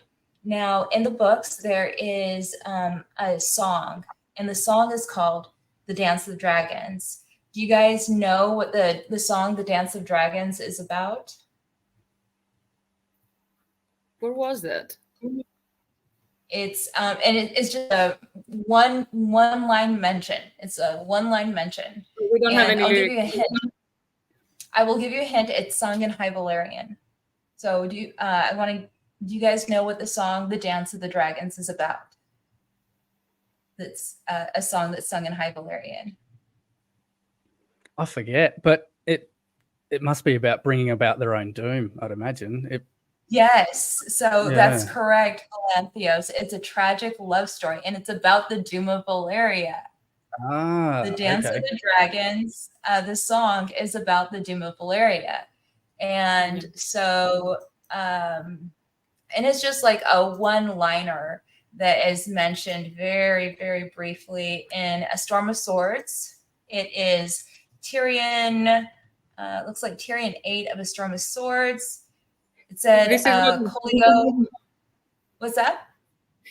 This is what I was going to say, because in Tyrion's chapters, there are so many one-liners about songs. And it's not only one. There are so many of them. Oh, yes. Melanthios in the chat just jogged my memory about the tragic love story between two dragon lords set against that. That rings a bell. Yep. Yeah. Exactly. It is also in the Histories and Lore, I think. In Histories and Lore, yes. we looked before, there is a couple somewhere in the background kissing while everything around them is exploding or something. Exactly. So I'm going to read the quote real quick. It says, then the herald summoned another singer, Colio Quianus of Tyrosh, who had a vermilion beard and an accent as ludicrous as Simeon had promised. Colio began with his verse of The Dance of the Dragons, which was more properly a song for two singers, male and female. Tyrion suffered through it with a double helping of honey, so he suffered through it. But it's a ballad about two dying lovers amidst the Doom of Valyria. And you're absolutely right. So in the Doom of Valyria Histories and Lore, they show that. Let's see if I can find it here. Yes, so they do show that in the Doom of Valyria Histories and Lore. And also they have what appears to be the lines that in do you recall the scene when Tyrion and Jorah go through Valyria, and this is supposed to be the sorrows, but they instead go through Valyria and they recite a poem, and the poem is also about two lovers, and it's about the Doom of Valyria. And so if you put two and two together, it's possible that those are the lyrics to The Dance of the Dragons. So because it's talking about holding each other and then watching the doom happen as their That's interesting. They're two lovers holding each other, watching the doom, when we've just seen in this two people flying on dragonback, and a tragic, like one of them looks injured, so it's a tragic love story potentially, and you can see the trails coming off, causing the doom. So, Romeo and Juliet. Here we go. Here we go. Hold on. Okay, playback speed is normal. Okay, so I'm going to undo that, and we're going to listen. They held each other close, then turned their backs upon the end. The hills that split asunder, and the black that ate the skies. The flames that shot so high and hot that even dragons burned would never be the final sights that fell upon their eyes. Fly upon a wall, the waves, the sea wind, whipped and churned. A city of 1,000 years, and all that men had learned.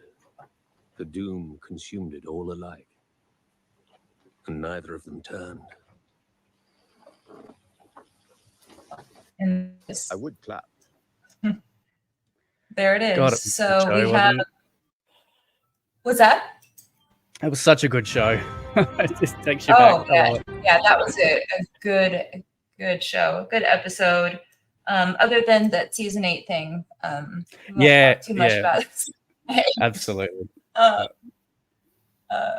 But yeah, so we see that it's kind of alluded to various times there as well.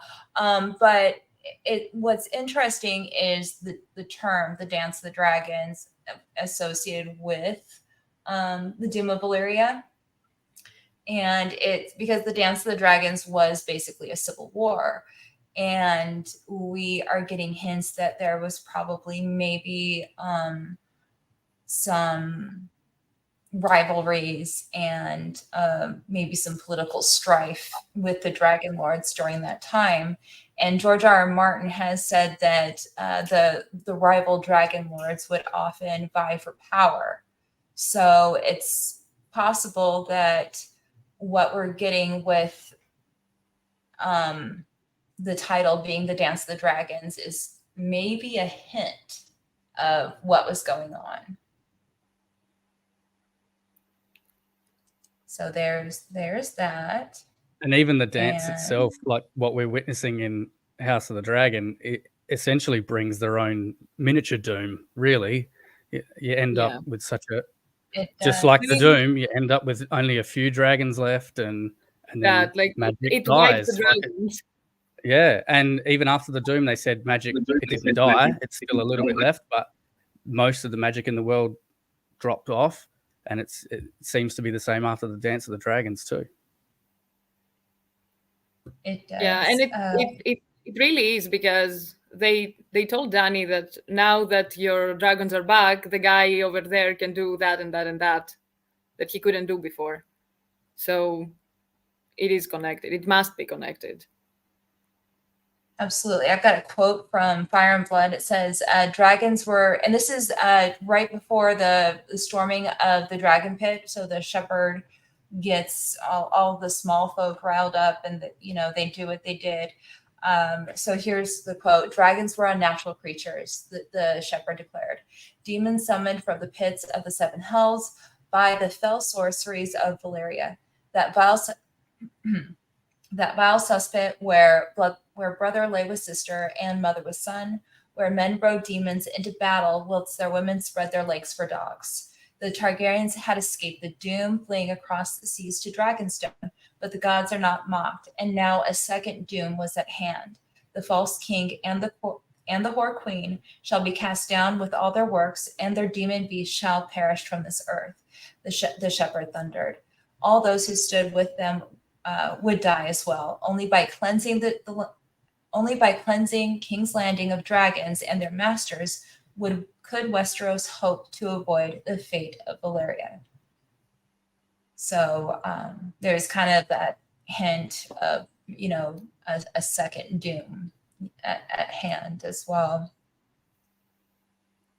So that got me thinking of that. And it is also kind of a biased quote, though. Oh, it's a very, very biased quote. Yeah, it is a very... All of the quotes that we have, especially from Aesters, you're like, now what is true and what is not? Because all of them say different stuff. Exactly, but I've got a question. What was wrong there? Because it's very, very interesting. It's just talking about brother lay with sister, men rode demons into battle, and the women spreading their legs. He's referring to for dogs. He's referring to the interbreeding that went on. The Targaryens escaped the doom. The interesting thing that I found from the Viserys' comments going back, and we don't know if Viserys is making these comments from the show writers, or if this is just information gleaned from George R. R. Martin that they're adding in as part of the lore. But it says the idea that we control the dragons is an illusion. They're a power men should have never trifled with, and one that brought Valyria its doom. So he's saying that we don't control these dragons, and that because they were not able to control those dragons, it brought about their doom.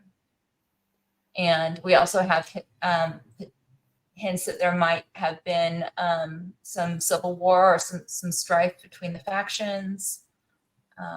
It's possible that something happened with those dragons, or something happened by trying to control those dragons that backfired. And in George R. R. Martin's same interview, he does mention a type of an accident, that the doom was an accident. Let's see if I can find it.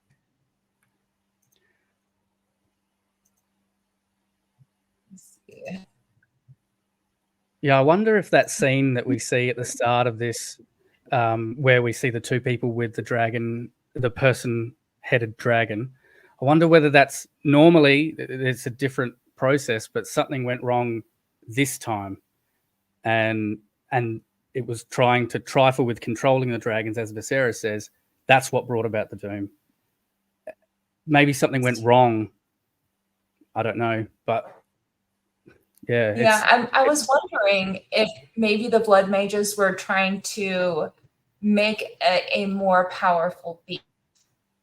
You know how we have like weapons wars and weapons races where, first we start with the atomic bomb, and then that wasn't good enough, and then we went to the hydrogen bomb. I'm wondering if maybe they were trying to create something even more terrible than a dragon. Yeah, and that's Maybe what sort of goes back to my thought about the dragon horn. Is what if they were controlling dragons with horns originally, and then this was the first attempt to try and control them psychically, and somehow put the soul of a person in, instead of just having two beings being controlled by a dragon and by horn. If we connect the person and the dragon this time, maybe we'll get a better weapon. And maybe that was what caused the doom. Is you're not supposed to do that. That's a abomination, you could say. Okay, we're and that I love that. Did their magic actually work? I mean, if the magic actually worked, then they would have ruled the world, right? Yeah. There it goes. Their magic works sometimes, If suddenly you got a bad case of boils, blame the old woman down the road that gave you the boils for you didn't like her. So and then if you could convince people, they might hang her or set her on fire. But she couldn't give boils to everyone, or that. Magic was unreliable. It was dangerous, and I think that's also true of dragons and blood magic and everything kind of magical and sorcery goes on in my world. It's not easy. You're evoking things that maybe you shouldn't mess with. So there would have been some accidents, presumably. And yes, and there have been. For example, Doom of Valyria. That went wrong. Yeah. Very wrong. Something went wrong. Although there are theories about it being a little less accidental. There it is. George R. R. Martin saying that Valyria that was magic going wrong, magic going haywire. Is there a possibility that they had issues with dragons having eggs and that hatch? Because we know that they were in the summer of their power. Some were 2,000 years before the current timeline. We have a line from the workbook that says that. And we know that for some reason during the dance, they had a lot of dragons, but they don't really know how they hatch, how or when. If the dragons started to get way fewer in number, maybe they were like, okay, if we make dragons, or if we try to make them be born or something like that. Because dragons, like the others right now, for example, had that when the night came, when the long night started with a comet, it doesn't look like they are always okay and great to hatch and make eggs.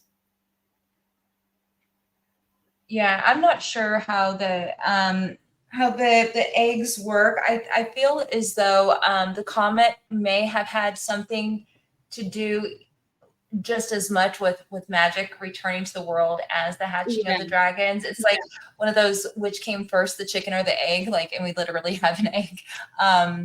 Yes, you so know, maybe they had very few of them, and they were like, okay, we're gonna make them, or something like that. Because if you relying on dragons and suddenly you have way fewer of them, because Einar and the Targaryens left with 5 dragons. That's nothing. Mm-hmm. Considering that Valyria and they had fewer than that. Yeah, by the time of Aegon's conquest, they had even fewer than that. They only had 3 dragons. We have a super chat from Stormy 4400, and just says, Amanda, congrats on the growing success of the channel. Stormy, thank you very much. I'm very happy with how the channel's doing, and hopefully we'll put out more videos and keep doing what we're doing. So thank you so much. Yeah, it's hard to tell. If I feel as though that comet may have had just as much to do with magic returning to the world as the dragons themselves, and it might even be not the dragons, but it could actually just be the comet. It's kind of hard to tell. Maybe there are eras as well. It looks like when the summer is from. It looks like winter is more magically active and charged than the summer they talk about.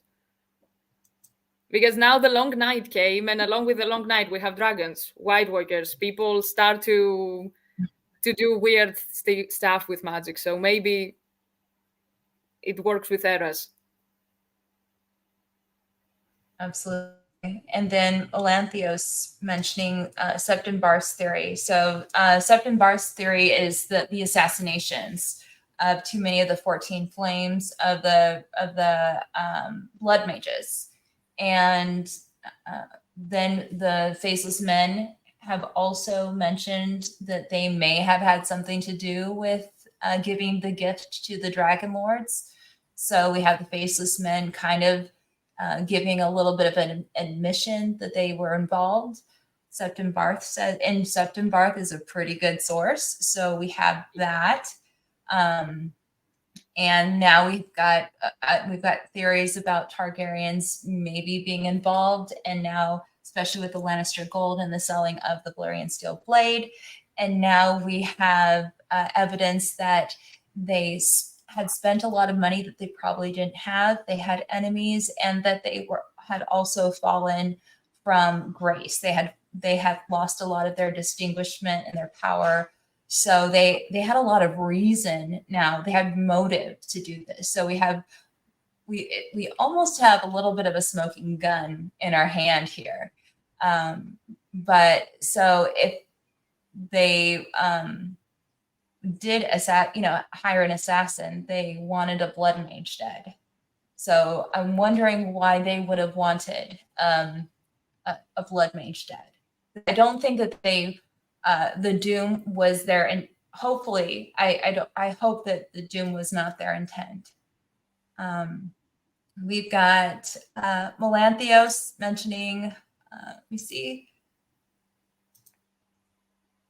the theory about the spells, the assassinations, that came from Barth. And then and Earl Koenig, I still hope I'm saying your name right, has also gifted for a membership. Oh no, he's a member. So that's right. If you are a member, you do get your stuff highlighted.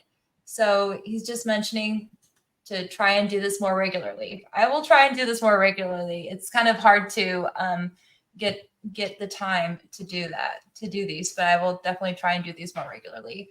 It's actually a lot of fun. So thank you. Something random. I think that they did try to hatch eggs with the Doom of Valyria because it parallels Summerhold, and every time that they tried to birth new eggs, they just blew things up. They blow things up, just that. Right. And what I was thinking about earlier is if they did have a blood mage assassinated, it could have been like the assassination of John Arryn, where it was one assassination that caused an entire war, like that caused a civil war. It was one assassination, and it just caused a lot of like inner turmoil and suspicion and strife, and it ended in the War of the Five Kings. So yeah, it's kind of a domino that effect. that might have been something. So it might have been the Targaryens hiring a blood mage or hiring a faceless assassin to cause that to happen. And so that could be something as well. So, so maybe they had started a civil war that lasted 12 years, and something happened during that time. Something I noticed with the blood mages, I started looking into it.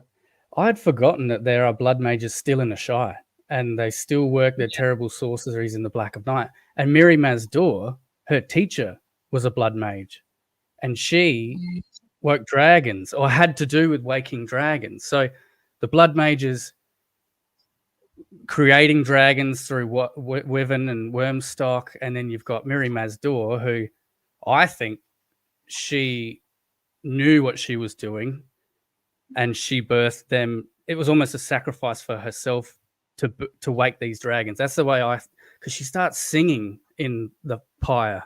Yeah. And that singing is, to me, just indicates some sort of magic's going on.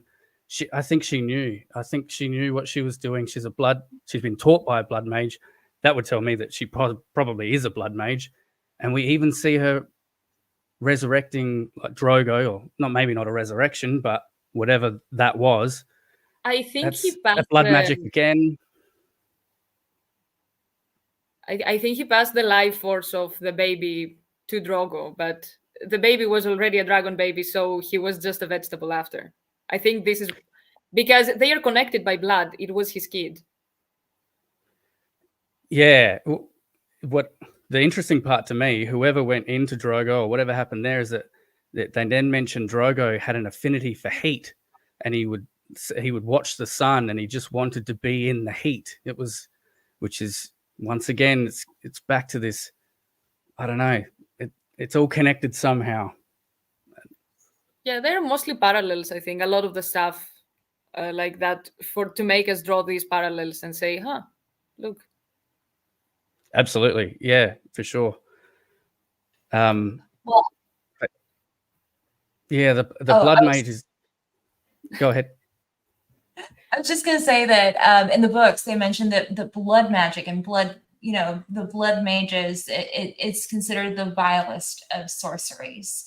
So to be able to learn and practice that, it takes a very specific type of a person, and that there's a lot of sacrifice involved in that. And Miri Mazdor has even mentioned that she paid dearly for what she learned there in Ashai. And so, she may have, quote unquote, sold her soul to learn dark magic. Because we're never told what she did. She just said that she had paid a price. I'm going to bet on kids. I'd agree. Did you? I'm going to bet on kids. Because we have the wave thing in the Faceless Men. She said that she sold her what she could be and the lives that grew within her. So it's probably kids. And if blood magic, especially your blood, matters, just getting pregnant and sacrificing the kids is a source of magic that is quite unlimited, to be honest. We have the same thing about Harrenhal and Alice Rivers, that she was giving stillbirth kids for knowledge and sorcery and stuff like that. So and that's also a rumor of I forget Rohan Weber. Because she had a lot of miscarriages, it was said that she had sold her children to the Lord of the Seven Hells to learn dark magic. So that's that was also a rumor of Rohan Weber, and that could definitely be a thing. It's said that there are no children in Ashai, so it makes you wonder what they do with the kids there, because I'm sure that pregnancies do happen. Especially since Mary said she paid a heavy price. I thought it might have even been her child, because she says the same thing to Dany. Like, you have to pay a price, and it ends up being her child. It always through blood magic. Yeah. Even with Doran, which is a completely different thing, not magic involved. But when he said, when his wife told him, "Why did you give the kid?" his answer was like, "This is how princes and kings pay. The princely kind of payment is most often the kids." And to be honest, all magic is blood magic. Like weirwoods, they were doing sacrifices to the weirwoods. Everything is blood magic. If you want at least a lot of magic. And April May, she has a good comment. Because the Dothraki believe that they sacrifice their horse whenever they go in, and they believe that they ride up with their steed on a starry Khalasar. She was saying now he has nowhere to go. He has no second life.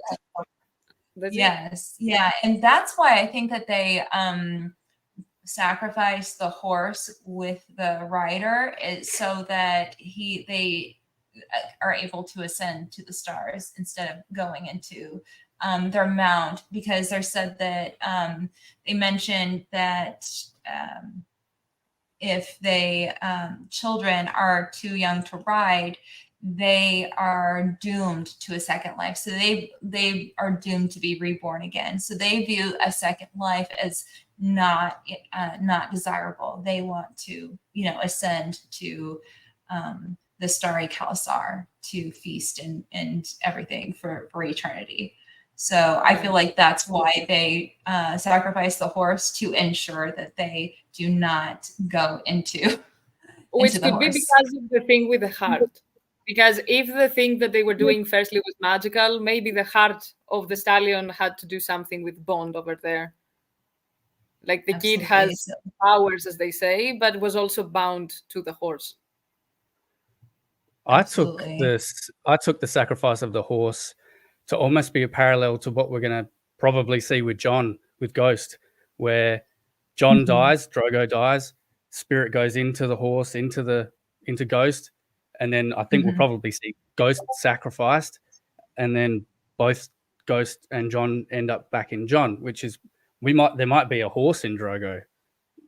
To like, if the horse was sacrificed, there might be a horse in Drogo. Yeah, he might just be a horse man. Yeah. That's why it would be great if Drogo was into Drogon, actually, because it's Dany's horse. We even see her saying, "And I was standing on a stallion of fire," with in the dream that she was seeing the others instead of the slavers in the Trident. She dreamed that she was Rhaegar, but she was mounting on a dragon, not a horse. So it would be another parallel on not going into the horse, but into the dragon. Very cool. Very cool. Yeah. So yeah. So we got that, and we do need to. Are we done looking at the rest of the Doom?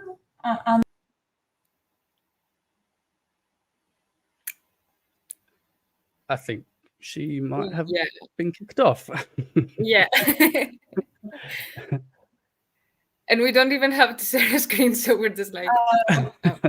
Okay. There she is. I'm so sorry. Oh, okay. Yeah, I'm with you. I'm still new at this. I am still very new at this. I am so sorry. Hi, welcome back. Let me see if I can present that. I was trying to go back to the screen, but I actually went out of StreamYard altogether. So that's not good. Let's see. I'm not sure which one it was. We are going to go with this one. Sure. We'll go with this one as the share screen. And we will go back to, so we're done looking at the opening credits. Yeah, I think after think that we might have been. So we might have been. I know that we wanted to talk some of the theories. Do you guys have any pet things regarding the Doom of Valyria? Or any headcanon or anything? I developed a bit of a theory so far. I developed a bit of a theory that I'm sort of expanding on now. In regards to the slaves themselves, we hear that the conditions down in the volcanoes and in the mines are pretty uninhabitable. We even hear Stannis and Melisandre going down into the mines of Valyria, of Dragonstone, but it's only Melisandre that can go down there without remaining unburnt. So how are we having slaves down in these mines who it sounds like it's that they die all the time, but then we hear that the slaves are praying for death. So how are we having living slaves down in these conditions who are praying? Maybe they're undead. If not undead, maybe they had spells to prevent them from something like that. From dying but still burning, which, yeah, I would pray for death. Yeah, you shouldn't need to pray for death in such a place. Like, it should be quite... It sounded like it happened a lot. And then you sort of look at the Valyrians as an opposition to the others because, you know, they're from the land of the long summer and the others are from the land of always winter. The volcanoes described as having a fiery heart. And then you have, with the others, they've got the heart of winter. You got fire beings with Valyria and potentially fire whites. And then you've got icy beings and icy whites. They seem to parallel each other so much. I wonder if the slaves are literally slaves and they're being controlled by blood mages or they're undead somehow, like Drogo, who has an affinity for heat. I've got to expand on it a bit more. And that might even be why the faceless men are then killing the slaves as well, who are praying for death, because all men must die. You know, they need to bring equilibrium back, black and white, life and death. And the Valyrians were, if they were enslaving these people as fire whites or whatever, like an undead version of themselves, then the faceless men would take issue with that because they're not letting everyone die. The cycle's not being respected. So I need to expand on it a little bit more. There's just, that's just what that was interesting, because Melisandre sounds like she's the only one that can go down into the mines. So how are we getting slaves down there? You know what I mean? That was I going to say. Maybe they remain. Actually, maybe they are not white. They were literally alive, which is the opposite of white. Maybe they remained alive, which would be worse because you can get burned. Whites don't feel anything. They don't. Yeah, always alive. The opposite. Which sounds very bad. But Melisandre is doing like that. She doesn't need to sleep. She doesn't need to drink. She was okay in the mines. But she's not dead. Exactly. She's not white in the same way Beric is. Like no, Beric she's not yeah.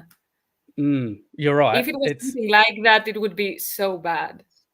There's something weird going on with them.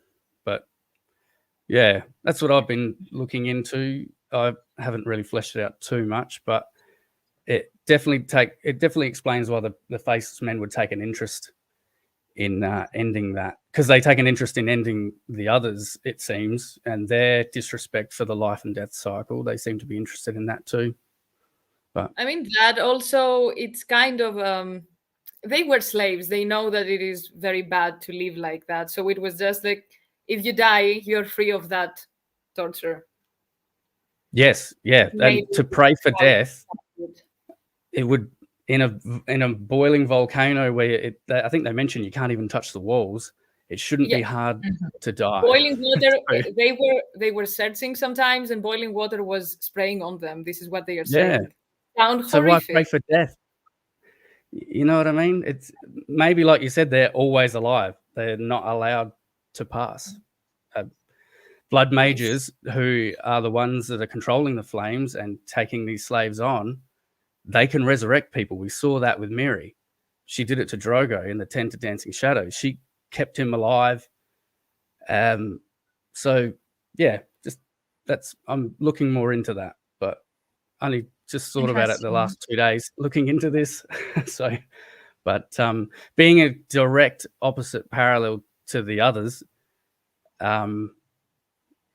yeah, maybe they're exactly the same, and we're just rooting for someone just as bad. I don't agree with Danny and John being bad or anything like that, but I mean Valyria itself, as in Valyria was a very powers specific thing, though. It's not Yeah. that, for example, lords in Westeros were that much better. They just didn't have dragons. I mean, I'm pretty sure if we gave dragons to the Boltons, for example, they wouldn't be that much better. They didn't even need dragons to be like, that is true. Yeah, Probably they'd be one like, more thing hey, now we don't have to skin them to take all their skin off. Probably one other thing I'll quickly mention I picked up on when I was looking at the Lannister gold, and I thought, why House Lannister? That just seems so random, but when you really think about it, they are symbolic Targaryens, really. They wear the crimson, they reside in the Red Keep, they practice incest. The Tyrion was born as a, I wouldn't say monstrosity. He seems like a good bloke, but you know what I mean? Yeah, there's just so many parallels between them. Yeah, lions also is a fiery animal. Yeah. So just something else I picked up on. That they you wonder why House Lannister. That might be telling us that it was the Targaryens. A symbolic Targaryen. But that also had the gold. To be fair, like they were the only one. Also, it could be just that they had the gold. They were the only ones that had gold, because they are saying that they could have. They say a crazy amount of money, like raise armies. It's a raise an army. Yeah, that's right. Yes. So here is what it was saying in the open book. And maybe this is maybe alluding to them selling the Valyrian steel blade. It says, let us go back and return to that fateful day when Daenerys awoke in her gilded bedchamber, shaking, running to her mother, Olenna Targaryen. It must be said 'twas a dour and gloomy woman. Her family's fall from dominance vexed and angered her. But instead, Olenna tossed gold coins like they were plentiful. So it says that she was spending a lot of gold coins like they were plentiful. Well, tossing those gold coins because they were plentiful, because she sold the Valyrian steel blade. Good pickup. So maybe, yeah. If they were in disrepute and they were down and exiled, and where'd they get all this money from? Yeah, good point. Very good point. Even if we're not still in exile, like if they didn't have money, you're gonna sell them something. You're like, okay, just take the blade, give us the money. Absolutely. And then there was another thing that I wanted to mention. Radio Westeros has an entire episode on the Doom of Valyria. It's really good. I highly recommend if anybody wants to take a deep dive into the Doom of Valyria, they have a really good episode. And they have a theory that maybe the fireworms were involved in the Doom of Valyria. And that was the theory that I really did like and I really enjoyed. And I've had thoughts kind of along the same line. And so I thought it was really interesting that they had did that. And so if anybody wants to take a deep dive, it's about 2.5 hours long podcast. It's a good one. So definitely check that out. It's incredible, actually. I've listened to it twice this week. It's really good. I meant to bring that up when I was talking about the undead slaves or the living slave, the fire white slaves in the mines of Valyria. If that was their, because what Radio Westeros proposes is that they were using the slaves as like an incubation method for the fireworms that were deep in the 14 flames, so that the fireworms would go in and then they could maybe harvest them or use them somehow. But a normal person wouldn't be able to sustain that unless they were a fire white or a fire associated person. Then they might be able to. If they were undead, fiery beings, maybe they could have handled the fireworms inside them, and that's how we got dragon-blooded people. Something like that, maybe. I think that might be the case. And then for the people who are coming in later on, we are discussing the Doom of Valyria, and we went through the opening credits. And on one of the things that we did notice in the opening credits is this gentleman with a knife, and he seems to be collecting the blood in a bowl. And we are wondering if this collection of this blood in the bowl might be something significant. And we had talked about possibly the ingestion of the blood of these animals causing this sort of blood of the dragon or bond. And then there's a lot of different examples in the books where people have similar beliefs. And then we did also discuss Rhea Targaryen and how she was in Valyria for a year and how she had developed these parasitic-like fireworms in her body. And there's not a lot of food, not a lot of potable drinking water in Valyria. So it may have been that she would have had to eat whatever was available there, and that might have been fireworms. So that may be how she developed those parasites, because one of the ways that you can develop parasites is through ingestion. So we may be looking at a piece of how this dragon bond or blood of the dragon right here was created. Do you think the fireworms inside Rhea had hands and faces because they had started to adapt her DNA into their own, or do you think they had them prior? I believe that because of what the fireworms probably represent, and that they bore through stone and soil and all that, if they had hands, it would have to be like very up front into their bodies because they're digging, right? And so it would have to be like right by their faces. But if they breathed fire, they were probably able to melt the rock, so they may not have needed hands. Or and all animals have like a face, or a front and a back. But worms, it's not really, delineated where the front and the back is. So a worm, a regular normal worm, like an earthworm, wouldn't have a face per se. So, but if it breathes fire, we know that at least it had a mouth. So it's possible that George R.R. Martin's fireworms did have a face, because we have this, we have this mouth. But as far as the hands go, I don't see that happening. So I think that their DNA did. Yeah, I'd agree. Yeah, that's what I was sort of thinking, because it wouldn't make sense for a worm to have hands. Or is it described as a human face or just a face? I can't remember. I haven't got the quote. It's worms with faces, snakes with hands, I think is the exact words used, or snakes with faces, worms with hands. To be honest. It could be closer to a serpent. It could be closer to a serpent or a Chinese dragon that they did not have, but sometimes they were depicting them with very small, just a little bit on the sides or something like that. More like serpents or other stuff with like salamanders and things, that they do have some small, very small hands and legs. what I have as a question mark about area, are we sure that there are no still people in? We know that there are still some people in Valyria. Some people that they're described as demons and monstrosities or mages. Maybe they try to take Valyria to Arya and do something with her blood because she is a dragon lord. So they use her because there are still people there.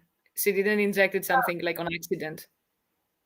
So I don't think that we have any confirmation that there's actually anybody living in Valyria, but we do have some people that live like right outside of Valyria in like the Mantaris area and the Demon Road area. And everybody that is anybody who lives near Valyria are considered deformed and monstrosities, and that's why what they call it like the Demon Road is, because you have like all these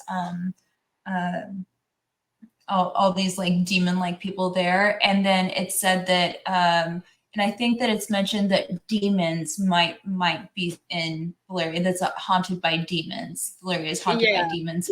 I wouldn't find it if we had someone there, to be fair, because Euron went. So yes, maybe there are some people that do some weird stuff, or people that they have remained there or visit there to go there. They're not originally from there, but visit.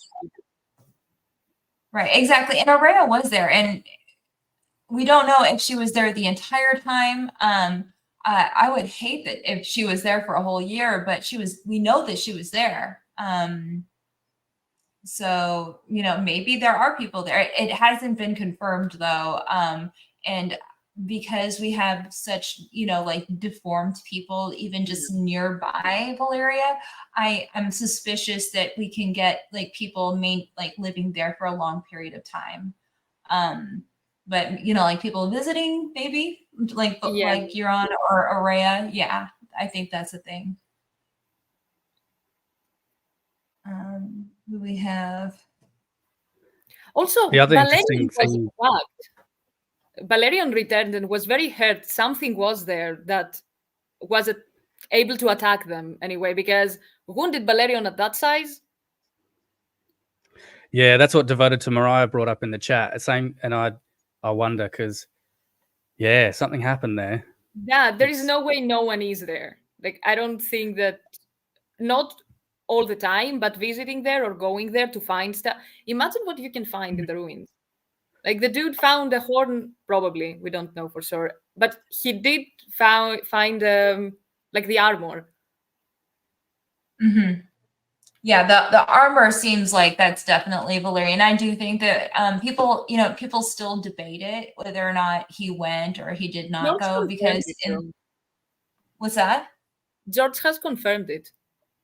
George confirmed it? Yeah, I have a video. I have a link on a video that I have about Euron. Okay, awesome. Because they asked him, they asked him like, do we know anyone that have gone to Valyria? And he was like, yes, it's in the books, Euron.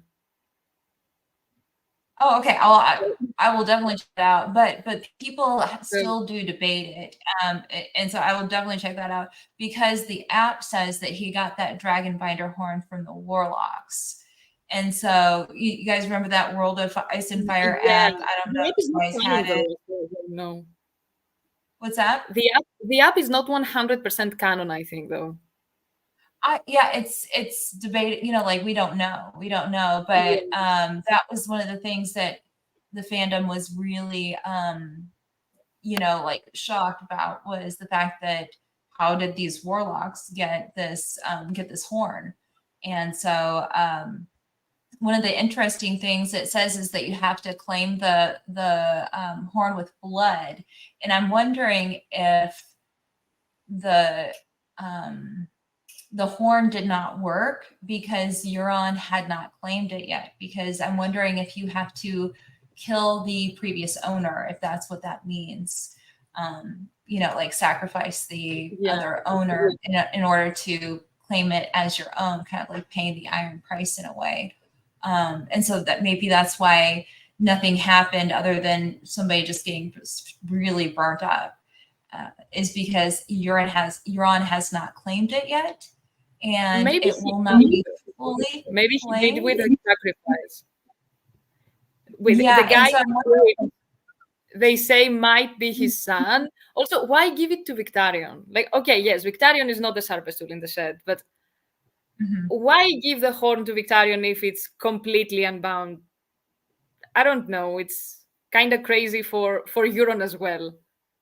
I don't know. I don't know. And like I said, like the whole mechanics behind the Dragonbinder horn just do not sit well with me. At least like how we understand a Dragonbinder horn, especially in Valyria. Because if everybody had a horn, everybody would just be tooting the horn. Like, oh, I've got a new dragon. Here's my new dragon. Oh, Yeah. I don't want you to have a dragon. I'm going to toot my horn and take your dragon. Like, Yeah, I agree. Makes sense. It was probably something very, very rare, and it was maybe used as like a checks and balances type of thing so that people did not gain too much power. To be fair, the other horn that we have doesn't say anything about it. It talks mostly about bringing down the wall or waking something from the earth. It leads to a physical catastrophe more than just controlling something. So maybe the Dragonbinder is similar with volcanoes and stuff, because this is my thing. Because having a horn for controlling the very unstable volcanoes makes much more sense than controlling the dragons. In my mind, And I don't know. I have literally wondered the exact same thing. There's even this quote from Euron about how the Dragon Lords had blew these horns before the doom. There is yes, this quote. yeah, that's the quote. Yeah, yeah. I that's actually gone through my mind. If maybe that horn somehow may have played into the a role in and the you know doom. how yeah, you know how the series talks about, you know, it's illusion that we control the dragons, and that's what the Dragonbinder horn is about, is that dragon control.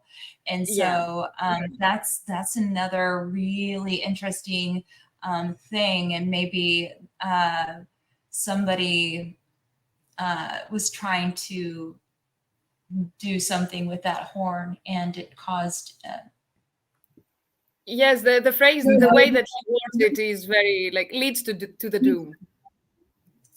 Exactly. Yeah, it says the Dragon Lords of old sounded such horns before the doom devoured them. That's like what to it me, says. it sounds very.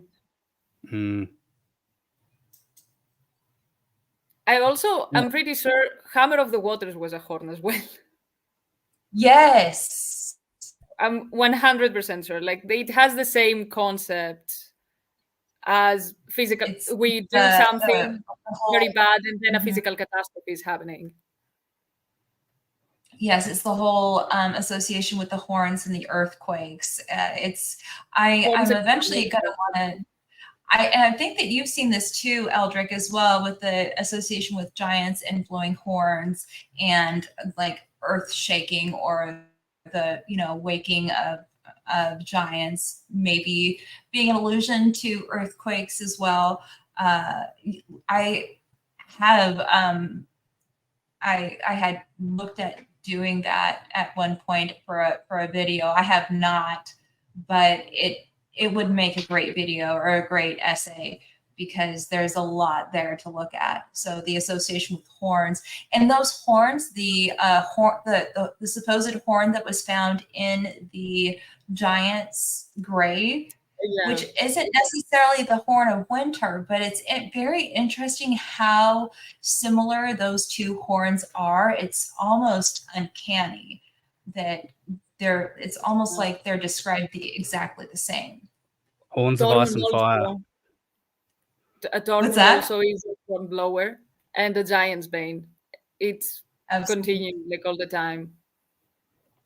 Absolutely. My seventh video in my Grayscale Kings theory speaks about horns and waking giants and things. I've got a probably pretty heretical theory, but the lightning crashing is generally regarded as the hammer of the gods crashing down, and the green seas tend to be able to call storms and winds and potentially lightning.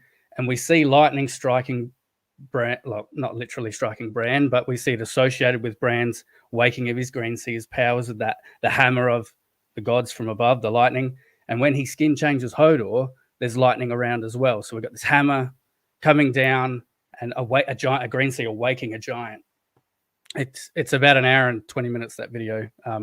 There's a lot there. Children controlling giants. There's examples all over the place, like with Egg and Dunk, and with even Bran and Hodor, even Doran and Hotar. There's all sorts going on there. I think lightning crashing has a lot to do with the hammer as well. Yeah, and horns and hammers are also the green sea. Sorry.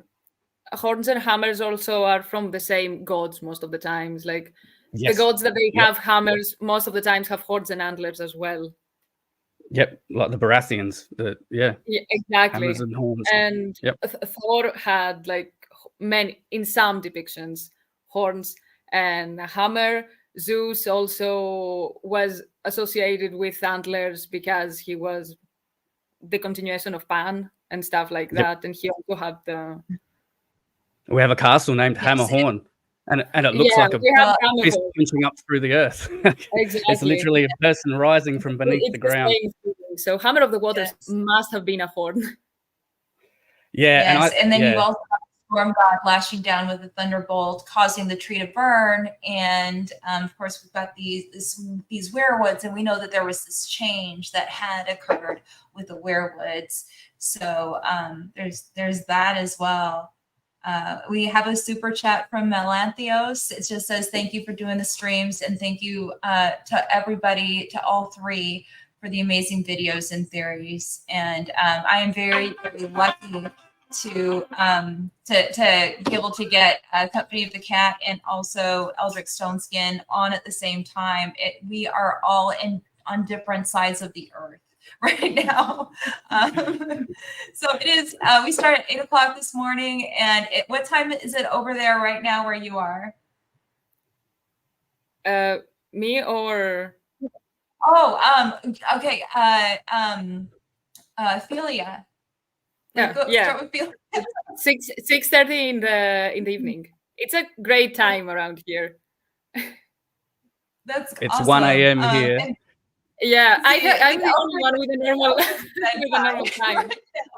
I'd normally be up now anyway. I'm a night owl, and I was gonna say, you're doing really great. I would not be so good. I'm more of a morning person anyway, so this works out well for me too. But yeah, I'm so ecstatic that I was able to get you both on at the same time. And definitely check out both of their YouTube channels. They do really well detailed, put together, and very thoughtful and intriguing essays that are new, that you're not going to find anywhere else, and that will definitely get you thinking. And so and that's what I try to do in my videos. So when I feel like we are, in a sense, birds of a feather. So if you like my stuff, you're going to like their stuff too. So definitely please check out their YouTube channels. I want to thank them. On something in the chat quickly. Sorry. Bait Blank has said that lightning analogy could be applied to Beric the Lightning Lord. Absolutely. Yeah. Well, he's sitting in a weirwood throne. He's an Azor Ahai figure underneath a weirwood, and he's described as looking like he's made of stone. Go check out the Grayscale Kings theory. Awesome.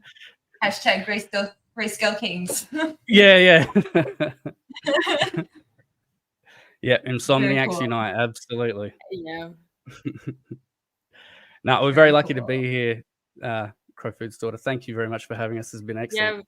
Yeah. Really enjoyed it. I could have kept going. No problem. Yes, you're also one of my favorite A Song of Ice and Fire YouTubers. The first time you sent me a message about a video of mine, I was having a fun moment. I was like, oh my God. Great stuff. Yeah, definitely check out their channels. I do. I listen to their stuff. I especially like Eldric's video on Brandon the Builder. I feel like it's a must listen, and Company of the Cat has some great videos as well. Some stuff with the Ironborn and also the High Tower. She's got an excellent High Tower video that you should definitely want to check out, and just dealing with how the High Towers may have some specific attributes that set them apart from the rest of the other families of the Seven Kingdoms. So definitely check those out. And we've got let's see, 76 people in the chat. Thank you so much for coming. Thank you so much to our moderators. Please thank them and give them a hand. They've done great putting all the links in and doing everything. So anyway, it's been fun. I'm glad that we've been able to do this morning, and I will see everybody later, okay? All right. Thanks again, everyone. Thank you very much. Bye. Bye.